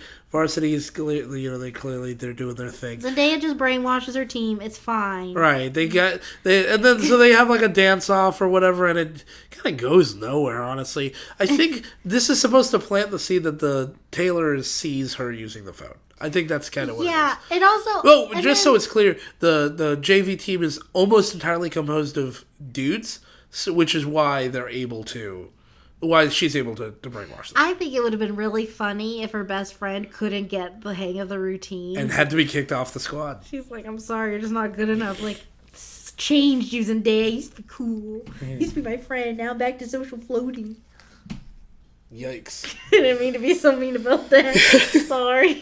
Anyway, I don't remember what else happens before the date, right? I literally make that joke because the first was like 5 friends. But anyway. Okay. Just to clarify, it's fine. Anyway. Let's just move on to the date. Okay, thank you. I don't remember anything happening between then and the date. The other thing, just like a challenge to the dance-off, but that leads into the whole... I believe they say that there's going to be a dance-off to see who really gets to compete for state or whatever. And then I don't think that ever gets really resolved. It does in the end. Kind of. Oh, yeah, I guess no. Who actually gets to go to state? I don't think they ever choose. Yeah. Because the principal's like, I don't know why the JV team is as good as the varsity team. But okay, if you guys we dance got off, a applause meter. Let's use it. Yeah, we'll see which one's better and send that one to the dance off. And then I don't think we ever find out who goes better. Okay. Whatever. Anyway, that's so Jackson asks Zendaya out on a date. Well, actually, you were about to say Zoe, and then you corrected back to Zendaya. Okay, Jackson asks the lead character. Okay. He asks Zoe out on a date. Well, actually, he asks to go hang out. Yeah, just like chill. And she's like, I don't know if this is a date or not. So she shows... Fair. Yeah. And, like, but she doesn't ask because, like, that'd be putting too many cards on the table. And, like, I'm like, that's fine, but why not just treat this as, like, I don't know, a pre-date? Like, okay, we've only just met. I really like you. Let's go on this date. If we mesh well, then I'll be like, then you can ask him out. Because, like, you know, you are enslaving the male population. You should feel at least a little bit empowered enough to ask a guy out. In theory, you would think. I don't know. I feel You're like probably the most powerful human on the planet right now, so... But no, actually... As far as she does seem to care about consent, at least with Jackson, a little bit until she gets mad with power. But at this point, she does. So I guess she would be careful, and she wouldn't even want to ask him, make any requests around him, just so she could be sure. Oh God! Imagine if she said, "Do you want to go on a date?" and somehow it converted that into a "Let's go on a date." Let's go out, and then boom, then the phone does it, and then she's left wondering. Was it the phone or was it me? Yeah, so I guess it's good. Okay, I take back what I said about her being... So maybe she's being cautious. So anyway, he asks her and they go to this diner and that's where he meets with the chess club. They play there so that they He absolutely trounces everyone there. Just to show that he's not just a rebel, he's also real smart. Like, we didn't get that from, like... He does, like, this whole lecture on the praying mantis and he reads To Kill a Mockingbird alone in the park. Yeah, like, we get it. You're trying thoughtful, to make him a smart boy. We get it. Anyway, so they go on this date, and he's, honestly, I have a little theory about our fellow Jackson here, because they're on this date, they're eating their french fries, and she accidentally calls what they're on a date. And he makes a face like, He's like, he just his expression changes, and oh, we're calling it a date, okay. And then she gets nervous, and she says, not that it's a date, just like, you know, and he just watches her, like, ride. He watches her drown. Like an ant under a magnifying glass. What a monster. He just sits there and watches her dig her own grave. It's cute to a point, and then he watches way past that. See, I think a line would have been really good, because sometimes, like, you know, in movies like this, it's like, oh, you think it's a date? And then she'd start digging her hole again, and then he can cut the tension by saying, like, it's fine, chill out. Like, you know, then we could all breathe. But, like, I had so much anxiety in my chest. Or if here's a cute, maybe I'm dumb. Maybe this isn't as cute as I think it is. Okay, picture this. So then she's like, this is a date. And he's like, And she's like, I mean, not that this is a date. And he's like, well, you'd have to ask me out first. And then he turns it around. Because, like, that would be cute. Yeah, I think so. Right. You know, the only way he could have been more torturous to her when she suggests it's a date and then has to, like, flounder from it. Only way it could be more torturous is if he waited until she was done speaking, and then he stood up, got down on one knee, and proposed. Like, that's the only way he could have made it worse. Because otherwise she's just floundering she's drowning in the ocean with not a boat in sight to save her. And he's watching from a distance going, yeah, drown, you idiot. And here's my theory about Jackson. So his ex-girlfriend, like we said, is Taylor, the popular girl. And don't know what he saw in her, but okay. But here's the thing. It's almost like, because he talks about their relationship later a little bit, like, you know, like, it's cool, like, we just didn't work out, whatever. But she's, like, kind of, like, weirdly possessive over him. She's, like, a little, like, lost her. And she thinks, and, like, at first we were just like, oh, she's just, like, silly. But she believes they're still together. Yeah. So I think he just finds confident girls and he just gets a kick out of breaking them down. Oh my gosh. Because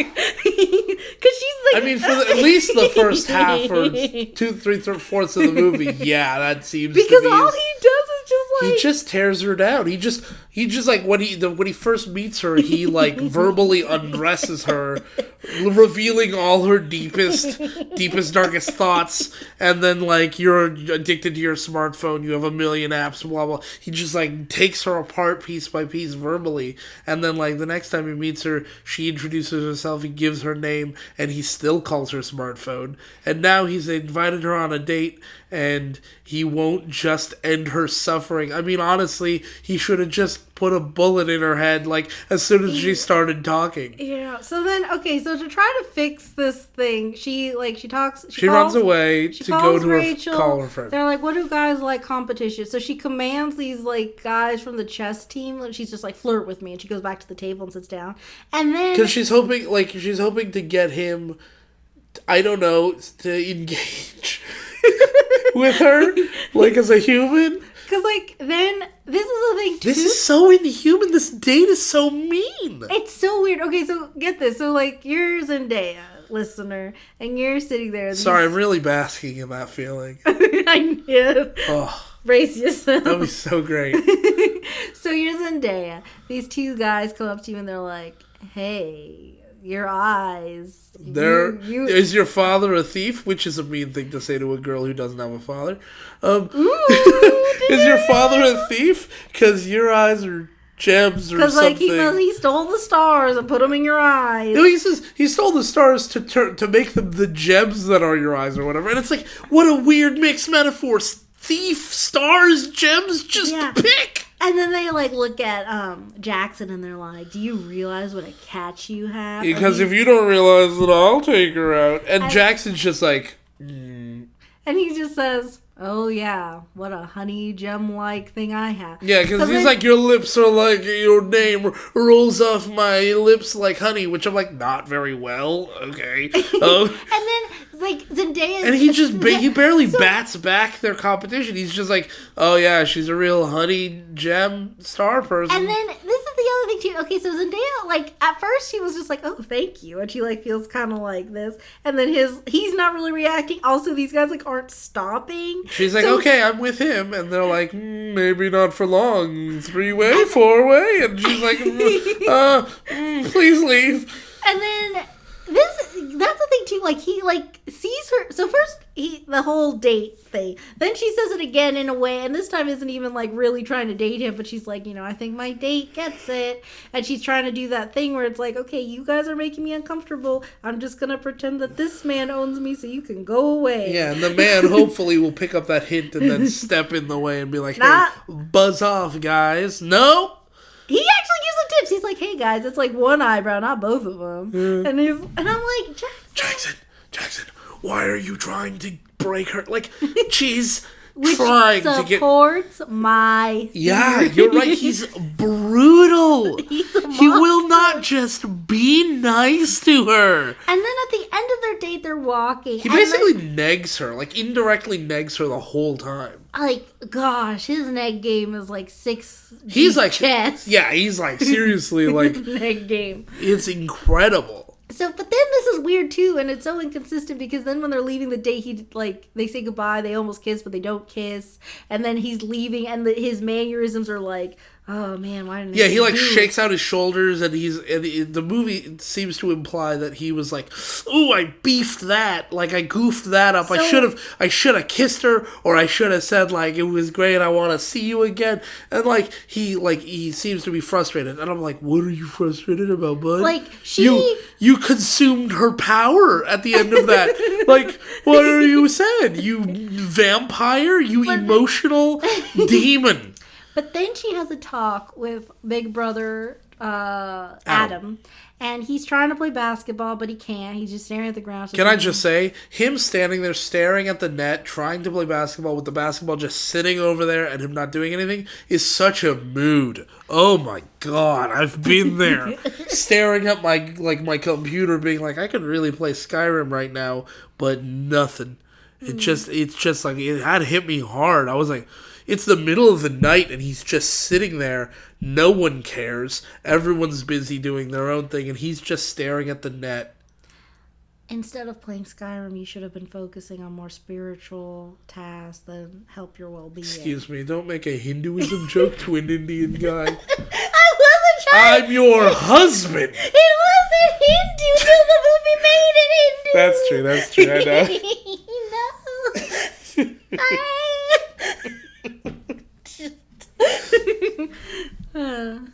Anyway, so they talk, and he just best boy energy right here. This is the best scene of the movie, I think, because Zendaya's just like, boys are so confusing. And he says some wisdom that's actually pretty good. He says, boys are not different than girls. Boys, when boys are confusing, it's probably because they are confused. Yeah. Right. There's, this whole movie definitely focuses on the whole gender binary thing, a lot, where it definitely has, girls are for Venus, boys are for Mars energy. But if you just push that aside, he says he specifically says boys are generally confusing when they are confused, usually by a girl, which is fairly heteronormative and gender binary, blah blah blah. Doesn't really matter. Yeah. Though if you leave that stuff to one side, you don't just take it as it is. He's basically saying boys and girls are effectively the same. Yeah. Because we're all just people, and I believe he says we're all just walking stress cases. Yeah. And she's like, you get stressed out? And he says, of course I get stressed out. I get stressed out about everything. I'm constantly worrying about things. I'm constantly running around, and then he pauses and he says, well, not really anymore. And I'm like, oh, he's aware of the change he's undergone and that he's deficiently, he's not functional anymore. And he has this brief existential crisis passes over his face, and then he continues giving her wisdom, and I'm like, you don't owe her anything, dude. And here's the thing, this is I love this scene. I love Adam, good energy. Good actor, by the way. Yeah, actually, he was the love interest in Radio Rebel. Oh, okay. Interesting. He's got best boy energy in that too, honestly. It's one of those movies where the girl got the guy from the beginning, but the movie's just but you can't get him too soon. We got another hour and 20 minutes to go. Yeah, anyway, so back to this. What ruins this scene for me a little bit is that after this moment, and after he malfunctions in front of her, she just goes to bed. Yeah, she picks up the basketball and hands it to him, and he goes, thanks. And then he stares at the net again. He still can't throw the ball. And she goes, good night, and just goes to bed. Okay, so the next day, I'm going to fast forward a little bit before we go back to the rest of her night. But we find out the next day that this is when things are starting to go haywire. But I feel a good indicator that things were going to go haywire is she could have tried to reset him, but it doesn't work. Yeah, because he says he's stressing out about all these things, and he specifically mentions that at the basketball game tomorrow, there's going to be college scouts there. That's his whole future. And so, at that point, she should recognize, Adam is stressing out and frantic, not because he's trying to bother me, but because he's so busy. He's got his own life. He's got a whole life of things to do, and he's busy, and I should let him resume being busy. And so, at that point, she should have pulled out her phone and tried to break... Nope, doesn't try to break the spell. Good night, Adam, bye! And she this is just not leaves. the case for me. But unfortunately, to other people, life is not just the Zendaya show. That's true. You need to let him focus on his own life, Zendaya. Missy. Yeah. Anyway, so then she goes in, and Dad knocks on the door, and he quietly says, can I come in? Yeah, because he can't be loud anymore. Oh my gosh, we saw, I forgot this. He was trying to coach earlier. He cannot perform his job. Yeah, so she's crippled at least 2 members of her family because... Oh, we find out later, too, that younger 2 brothers don't go to school anymore. They just cook and clean all day. Also... And there's one... Oh, real quick, before we get to this nice moment, middle brother, now instead of making gross food, he makes all this, organic... gourmet food. And I just want to say, where'd you get this food? Because Zendaya didn't brainwash the fridge. Yeah. It was all there. He was just ruining it before. But he's then when she wakes up the next morning, is salmon Florentine on a bed of hen eggs. And I'm like, you can just call them eggs, dude. The rest of us just call them eggs. Okay, so back We didn't think it was going to be caviar. By the way, don't put salmon Florentine on a bed of eggs. That's not a bed. Weird. Anyway, so back to our present. Dad comes in. It's the night. Yeah. Yeah. Dad comes in quietly, and he shows her the little castle thing that broke earlier. I believe the dog broke it, or either way, when the room was ruined, the castle was broken. It was smashed up, and so the dad brings in. It's fixed. I thought at first that he'd bought a new one, and I'm glad they went with fixed instead of bought a new one because you can't just replace the thing that you're. Dad, yeah. But he says oh, we fixed this thing, and she says oh wow, and like Zendaya looks like she's about to cry, but no tears come because I don't know, maybe It's weird too. Like I feel like it's almost like they did multiple takes because like it's like they pan away each time like a tear like should come or something. But right, and then her lip starts quivering on each time they cut back to her. So it's like her lips should just be quivering or she should just cry. But either way, she's holding the thing and she realizes like, wow, they do care about me and they're trying their best.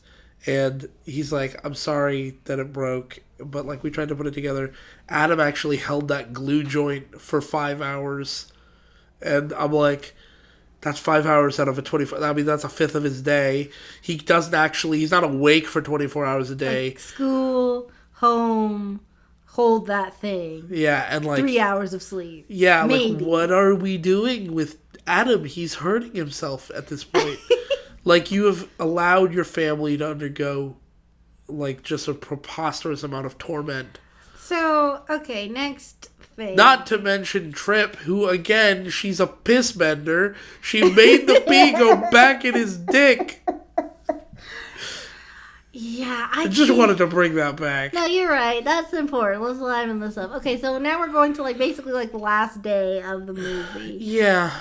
Everything's out of control. Oh. The movie implies that like the world's going crazy because of all her commands. But like the fact of the matter is it's just that like all the groups she's affected are now getting into scuffles with each other because their priorities are yeah, like we see it a little bit in the morning with the brothers because like clean brother is like, I'm cleaning the oven, and he's like, how can I cook? I'm cooking in the oven. You're clean. How can I clean if you're always cooking? You got peanut butter in my chocolate. We've invented Reese's cups, but we're complaining about it. Now someone else will patent it.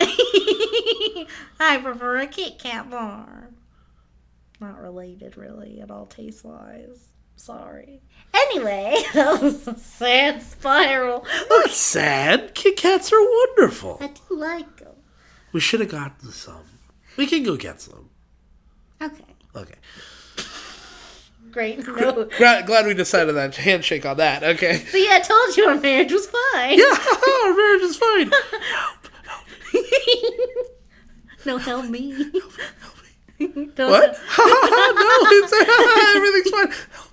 I'm blinking SOS right now. You're saying it out loud. It's a podcast. I can't see my eyes blink. I don't even know how. You don't know how to blink? SOS. Is it dot, dash, dot, dash, dot? Okay, anyway, this is all getting cut. Rude. Not all of it. So, okay. Okay, so groomers, their bleach station is getting... Yeah, that's the guys who used to be the ogres. Now they're all like preppy or whatever. And their bleaching station is getting in the way of these guys' yoga station or whatever. And there's, I don't know who else is bumping into whoever else. Like, well then, like, just, I think that's the main... By the way, Trip is told to be nice to Zoe earlier in the movie.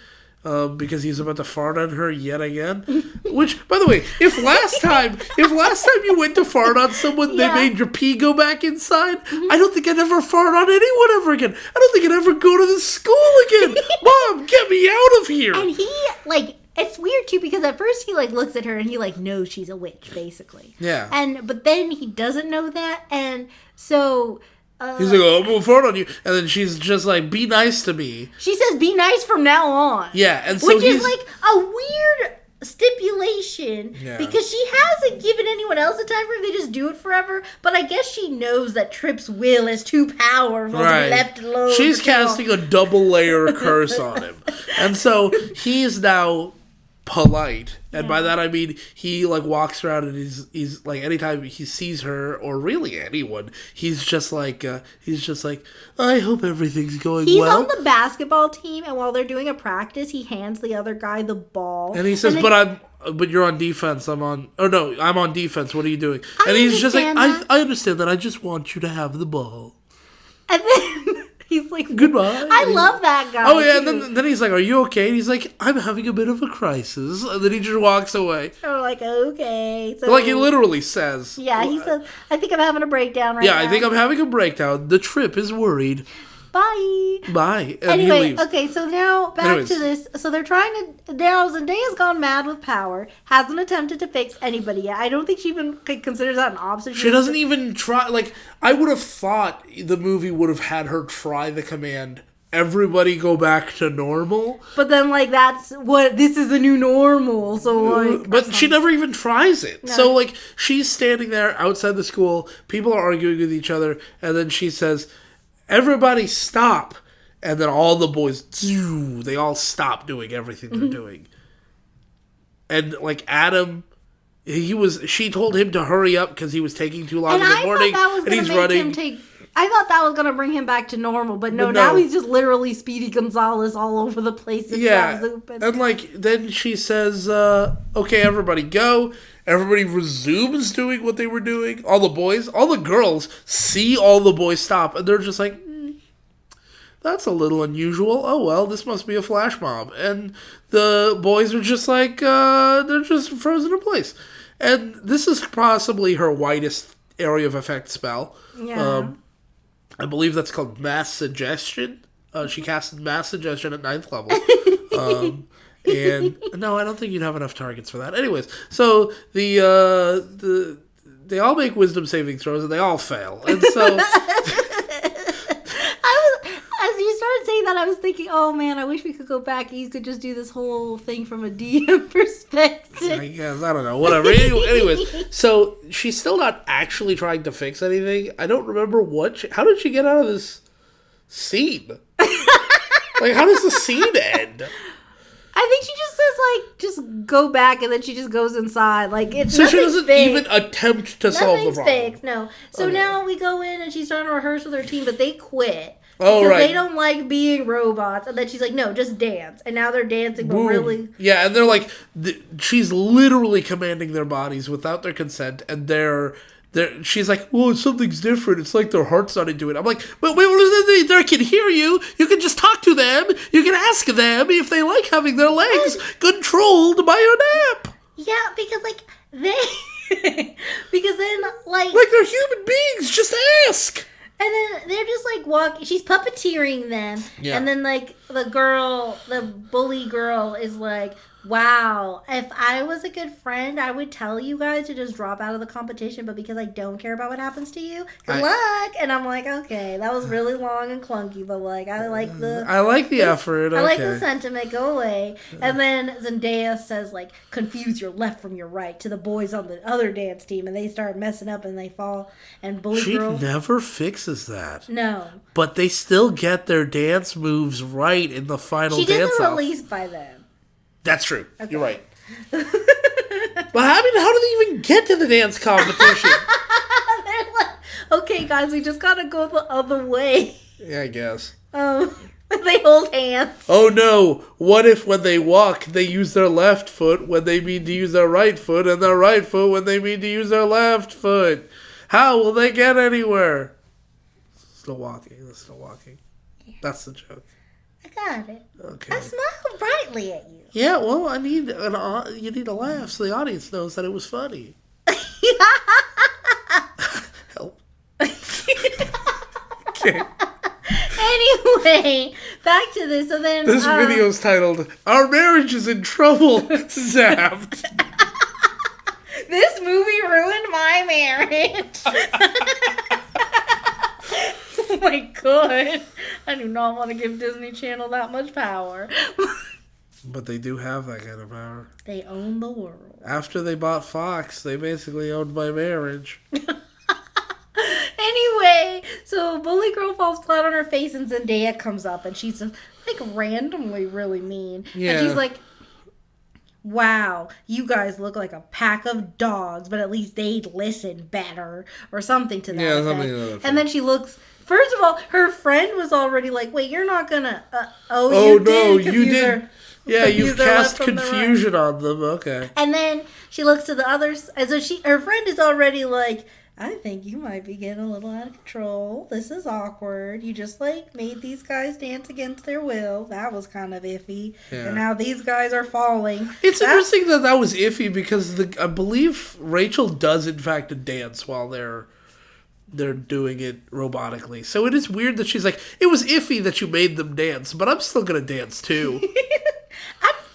I think she was still standing with Zendaya. Was she? Okay. Yeah, I think so. Either way, it doesn't matter. She's still kind of like on board, but then she looks up to the side and then Jackson's there, and then he just like walks out. Yeah, Jackson's like, whoa. But even though he doesn't know about the app, so I guess he saw her say a mean thing. Yeah. And that's... also, oh, that's right, yeah, because when he walks out... on the floor, and she... standing over her saying something mean, yeah. Like, that was basically the Disney Channel equivalent of her just going patooey on you, bully girl. Yeah, so she walks out to... Jackson walks out of the place. She runs after Jackson, and she's... Jackson, please. It wasn't like... She deserved it. And he turns around and he says, like, you know what? I expect that out of her. I don't expect that out of you. And it's also like, you just met this week. Why do you expect anything? But okay. Because I hold my conquests on a higher standard. Yeah, she wasn't like that before I got through with her. Yeah. You got ruined too soon. Yeah, you have too much confidence. I need to destroy you further. Either way, he's standing there. I don't remember what she says exactly, but she basically like, says... You never just say how you feel. And he's like, I'm trying to figure out what I feel. Just kiss me. Yeah, that's weird. She says, you never say how you feel. He says, that's because I don't know how I feel, which is like legit. Sometimes you don't know how you feel. And then her response is, well, then just kiss me, which is not what you do when you don't know how you feel.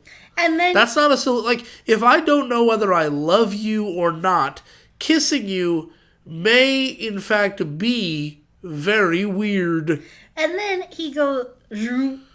And he leans in, and you would think he would kiss her on the lips, and instead he kisses her on the cheek. Yeah. And then he says, I didn't mean for that to go that way. I don't know why I did that. And she's like, oh, I'm sorry. Like, she didn't mean to command him to kiss her. And so then he turns around and walks away. Like, even though she wasn't trying to do that, she was still just like... Which I guess in the heat of the moment, I don't know. That's sometimes she needs to press the button on her phone, and other times she doesn't. Yeah, sometimes she's holding it like up to her lips, like she's like making a and other times it's just in her pocket, and it just goes off anyways. It just knows. So anyway, Bully Girl... It's got Marty controlling it. Bully Girl noticed the phone use. So she sees Zendaya in the bathroom, and then she steals her phone. Yeah, she distracts her, steals her phone. Says mean thing. Anyway, now she's controlling... Well, now she goes off with best friend. Her Bully Girl goes with her sidekick best friend. And we see Taylor and her sidekick have like a small montage or whatever of like learning how the phone works, yada yada. But okay, I will say I do like that she... Okay, so we were like, I was saying like, okay, wait, is like Zendaya, like, is this like a fascist thing? And she was like, and then Bob was like, no. Yeah, I don't think this is a fascist thing. It's just mind control. But I will say, though, like, I think with Bully Girl, it starts to become a little bit authoritarian. She immediately starts making everybody worship her. Yeah. Like, she... I mean, that's culty. The four guys... The four topless guys from earlier, she makes them carry her in on on a throne, yeah, thing. Whatever that's called. I don't know. Where it has like the stakes, you know. Yeah. I think I'll put a picture. You know what we're talking about. Anyway, they put her up on that thing, and then she's like, "Okay, everybody, start like this team. You guys are gonna do a kick line. These guys dance like robots," and everybody's like confused. And Zendaya, this is at the basketball game. Yeah, sorry. Zendaya is like trying to fix everything because she knows that scouts are coming to check out Adam, and she tells her family, "Oh, remember she had a mom? I didn't." So the movie forgets that she had a mom. By the way, once again, Taylor has not said the word "boom" since the midway point of the movie. Again, like there's lots of things being picked up and dropped in the movie throughout, including the mom's involvement. All this time, the mom has not made an impact on the movie at all. If she has said or even been seen at all, I don't know. No, you don't understand. Okay, listen to this. Okay, so she tells her family, her mom's standing there with them, and she says, like, look, guys, this is why you can't talk anymore. This is why you just focus on one thing. This is why you clean, why you're messy, is because I had this app, and it controls you guys. And I'm so sorry I tried to fix you. I realized that was really dumb. We need to find a way to get the phone back from Taylor. Yeah, I need to get, like... it back because like that's the thing. And then the mom is like, Zendaya, like you don't control, like I know it's so you to think that you're the problem. Like I understand why, and it's like, mom, you're not allowed to say a word. You shut the F up. You haven't been involved in my life for the last week. And see, if this did like the weird vague conversation that they have in How to Build a Better Boy, then like I could believe this dialogue. But Zendaya literally said, my magic app controlled you and systematically changed who you are as people. Right. That's not a normal claim. She didn't just say like, look guys, I know that ever since I moved in things have been getting weird. Things have been stressful and you guys have changed. Like, no, she specifically gives a cause and effect and she says like, look, I can demonstrate it for you. Oh no, I'm missing my phone. She doesn't even realize she's lost the phone actually. And then this is another thing too. The boys, they're all like, oh, that makes a lot of sense. Okay, the husband doesn't even like, no, wife, like, shut up even. He's like, they don't acknowledge her. It's like the mom is a ghost. And like, she's just like, Zendaya, please, honey, I know. And she's like, no, mom, seriously. But like, the boys are just like, yeah, you know what? That actually makes a lot of sense. Let's see, what are some things we could try to do? Maybe you could try to say this and this and this. And someone else says, no, that won't work. Well, blah, blah, blah. And then the youngest kid says, guys, we're all overthinking it. It's an app that's supposed to control dogs. What do you say whenever a dog is doing something you don't like? And they all go, oh, release. And I'm like, what are you talking about? That's not how you get a dog to stop doing.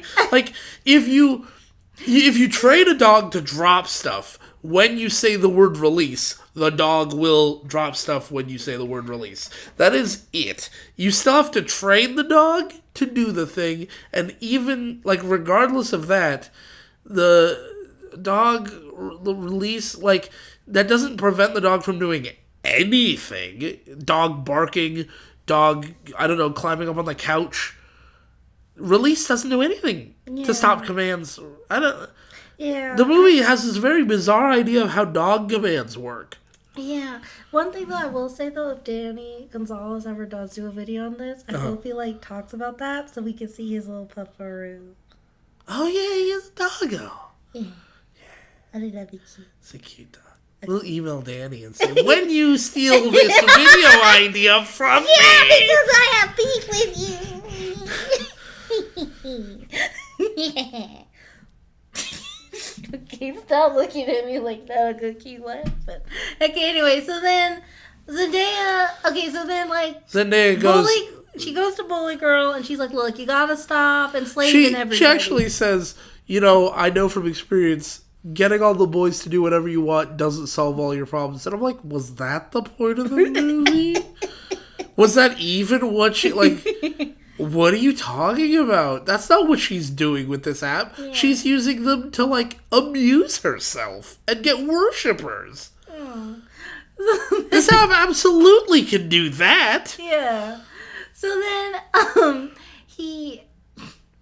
I don't know, it's just a weird thing to say. It was never going to persuade her, and she's just like, no, I'm not giving you your phone back. Like, she's already gone mad with... She's having people Taylor is mad with power from the jump. The crowd, including her brothers, are literally... she says into a megaphone, worship me, and then every man in the crowd is worshiping her. Well, all the girls in the audience and women and all that are very confused. One thing...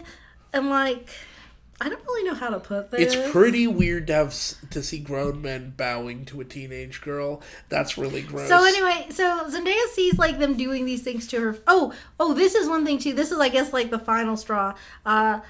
Bully says, hey, coach. I'm gonna, if you won't listen to me, I can't make you listen to me with this app, but I can hurt your family. And she starts, like, affecting Coach and then the brothers.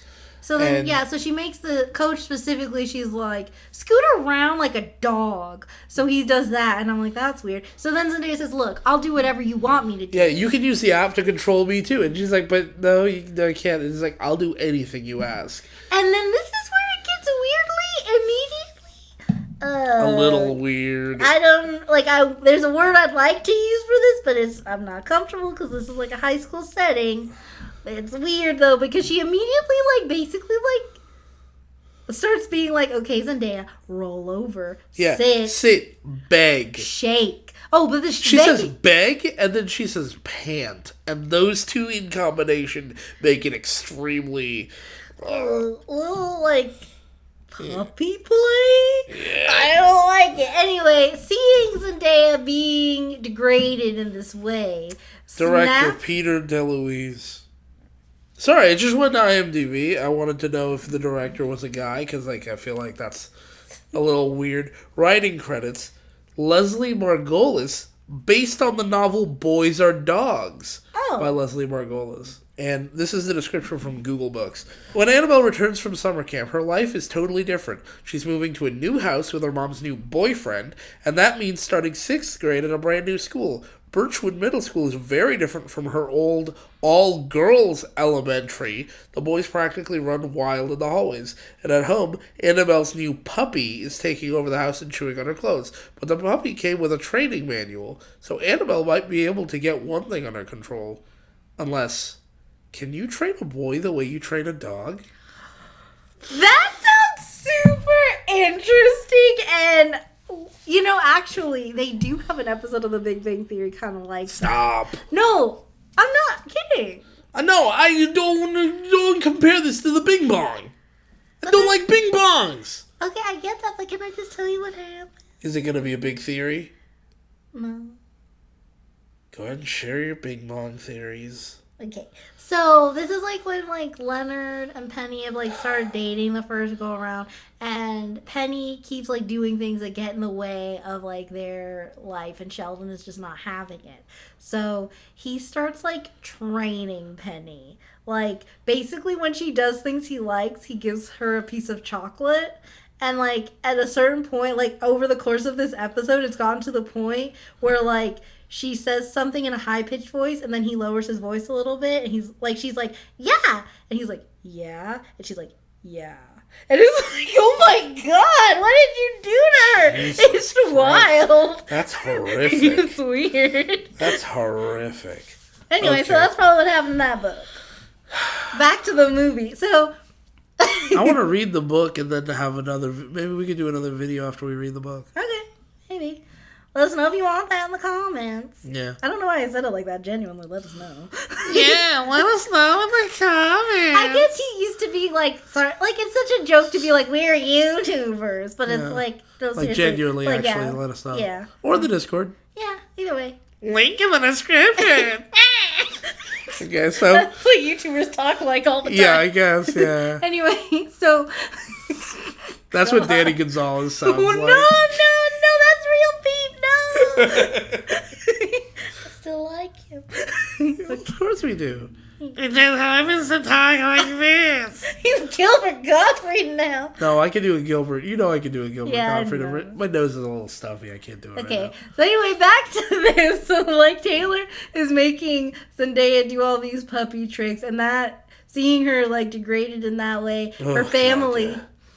This is so weird. Yeah, the brothers and the dad all one by one managed to break the spell. And the way that they move, it's literally like they're breaking free. We hear an audio cue of like whoosh, like the spell is broken, and they run over, and then they, in solidarity with her, also do the commands with her, like panting and the begging. And then Taylor... And again, this is like a grown man doing this in front of a teenage girl, and she's like, stop it, you're ruining everything. Which is like, in what way? I don't know how this is ruining... I don't know why this stopped her, but it distracts her enough, and then she's like, turn against her, basically. And and Jackson also comes in, and he sees her panting and begging in front of Taylor, and he's like, oh boy, I've always wanted to do that. So he runs over and he starts doing it too. And then, in solidarity, there's this line of people. Once again, the mother is just standing by. Not helping at all. She's not even shouting like, go get him, girl, like nothing. It's She's so not helping. Weird that they did this. But anyway, so...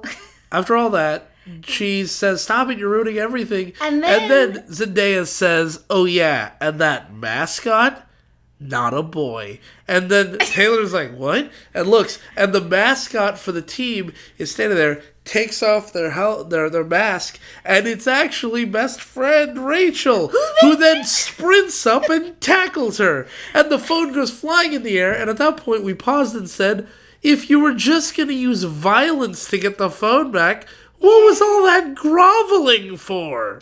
Yeah, I don't know, like, because she was, and if you, like, look, the mascot's been there, like, basically the whole time, like, kind of out of frame or whatever. Yeah. But it's not like we even saw them walk up, because they say that mascot isn't a boy. Like, they didn't even draw attention to the idea that the mascot was following the instructions.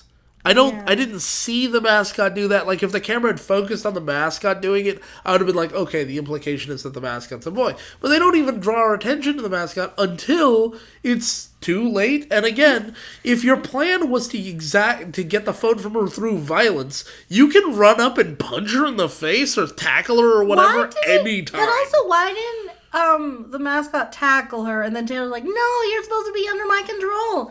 I'm not a boy. That's how you do that reveal. Well, they wanted to do a slow-mo reveal because with the tackle, she's like, no. And then the phone's flying in the air, and Zendaya's got her hands together, and she's trying to catch it. And, her brothers and dad, and not her mom. Her mom is just like, I'm leaving for a smoke break. Her mom doesn't believe that it's happening, even though it's happening right in front of her. She's like, in the whole gymnasium. She thinks it's just a coincidence everyone's decided to worship Taylor. Like, what are you doing, lady? Pay attention. And, like, the phone's falling, and she catches the phone miraculously. And Taylor's like, nah, you ruined my plans. She sounds like a YouTuber, too. And she runs over then Zendaya runs over to the microphone, and she says into the microphone, release, and then presses the button. And then everybody releases, and all the men are, like, now not under the control. And Taylor says, wow, you think you're so much better than me, but we both know that you're nothing without that phone. Because, you can control all the men you want, but you are nothing without that phone. And she says, we'll see about that. And she throws the phone on the ground, and she steps on it. And Taylor's like, no, why would you destroy it? And she picks it up and throws it in the trash. But also, like, hey, bruh, delete the app. Yeah, that's like a $900 iPhone. Also, that was like magic and made it special. So, like, if you... Yeah, how come you didn't check any of the other apps? And also, like... Like, what do you think Grubhub does? Oh my gosh, what if it's like Adventures of Food Boy now? Oh, wow. That's a show about a movie about a boy. Food boy. And he can, like, make food come up. It's kind of like... He makes food come from his hands, and at the very beginning of the movie, there's a really traumatic scene where he's launching bread from his hands, and Connor and I watched the movie, and we said that if the movie had rolled credits after he was in the bathroom crying because he was launching bread from his hands, it would have been an incredibly sad short film. Just a hysterically sad short film of like a boy whose analogy for puberty is launching bread from his hands and he can't control it and he just doesn't know what to do, and then it fades to black and credits roll. I don't think I've actually ever seen that movie. We should watch it or something. Sure. Stars Ryan from High School Musical. I know. I've seen the poster. I just haven't watched the movie. Okay. Here's something funny though. How the movie sounds like over? It's not yet. Yeah, we still haven't resolved the B plot. Anyway, of the dance off. So Zendaya, and the basketball game, which we never resolve. Actually, never mind. Wow. Anyway, but yeah. So anyway, like we said before, Zendaya wins the dance thing by cultural appropriation. Yeah, we talked about that already. And the two dance things were fine, except for the haka dance. Yeah, but then we don't know who's going to be the varsity team. Yeah, they don't say They who's don't going to be. even say anything. Like, Zendaya just goes to Taylor like, hey, why don't we just merge? Yeah, like, your team is good. Like, we're not actually better. I was just being, like, salty because you were being a jerk to me. But, like, why don't we just be civil? Well, you can even be the captain. I didn't even want to be the captain of the JV team. Yeah. Like, I just want to be on the dance team, okay? So, like, you have more people to work with. These guys are surprisingly good at dance, actually. So, like... Just do it. Just let us be part of the regular team, dude. Yeah, but... No. We don't even get that as, like, an after-credits scene. Because, like, the movie ends with her and her family, Zendaya and her family. They're all happy now. They go for a jog. I believe, and they make real quick, she ends up with Jackson. Jackson says... Oh, yeah. Jackson's like, what do you? Hey, hot lips, like, let's date for real. I don't know why I'm talking like. I don't remember what he says. Yeah, but anyway, they're together. Her Hey, family's hot happy. lips. And then, How would you feel if I said that to you? hot lips? I'll call you hot lips later and see how you feel. I'll see how I feel. I'm gonna feel terrible. Okay, when I'm editing the video, I guess this will have he will have called me hot lips by So you're then. gonna add a little note. how you felt. Yeah. So like Just like a one word good or bad on screen, Yeah. right? No. Yeah. So So just briefly it was there. yeah, if you're listening, good. You don't need to look at anything. Good. You're for sure you're gonna feel good about it? No. I'm kidding. I just mean like you don't need to look for this. Okay. Anyway, okay, but then they Go for a jog. They go for a jog. It's over. After the credits, there's some fun bloopers. The dad during one of the bloopers actually calls Zoe's character Zendaya, and then they roll it out. And I was like, that's cute. That's Yeah, funny. like I think it was like something like, "Hey, Zendaya, do you want a sandwich?" And he's like, "I don't know, Zoe might." And then the crew laughs. I was like, "Oh, that's cute." Okay, Yeah. I like bloopers. I've always wanted to be on a show just to be part of bloopers, which that's it. I really just You'd like to be a mess up? Okay. no.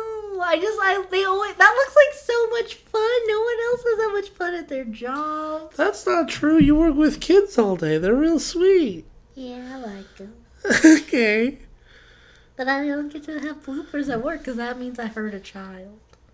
Doesn't mean it has to be a violent blooper.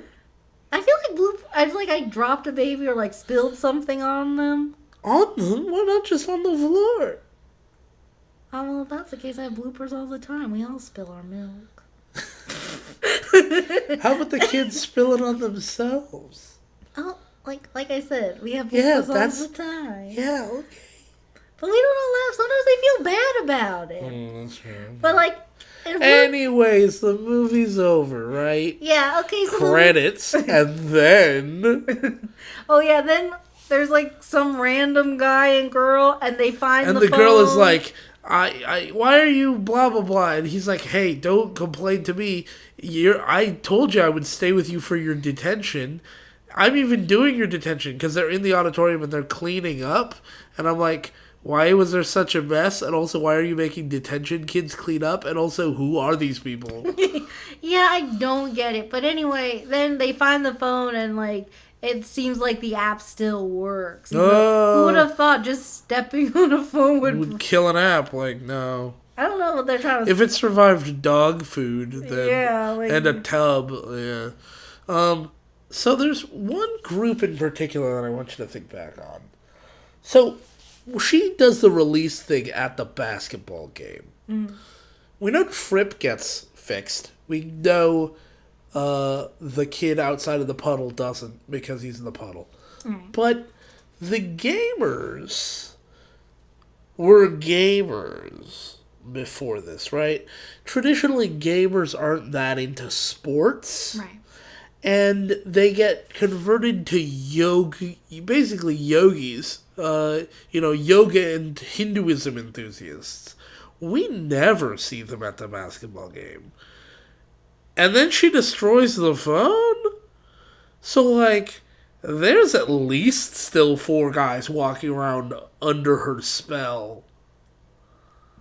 Yeah.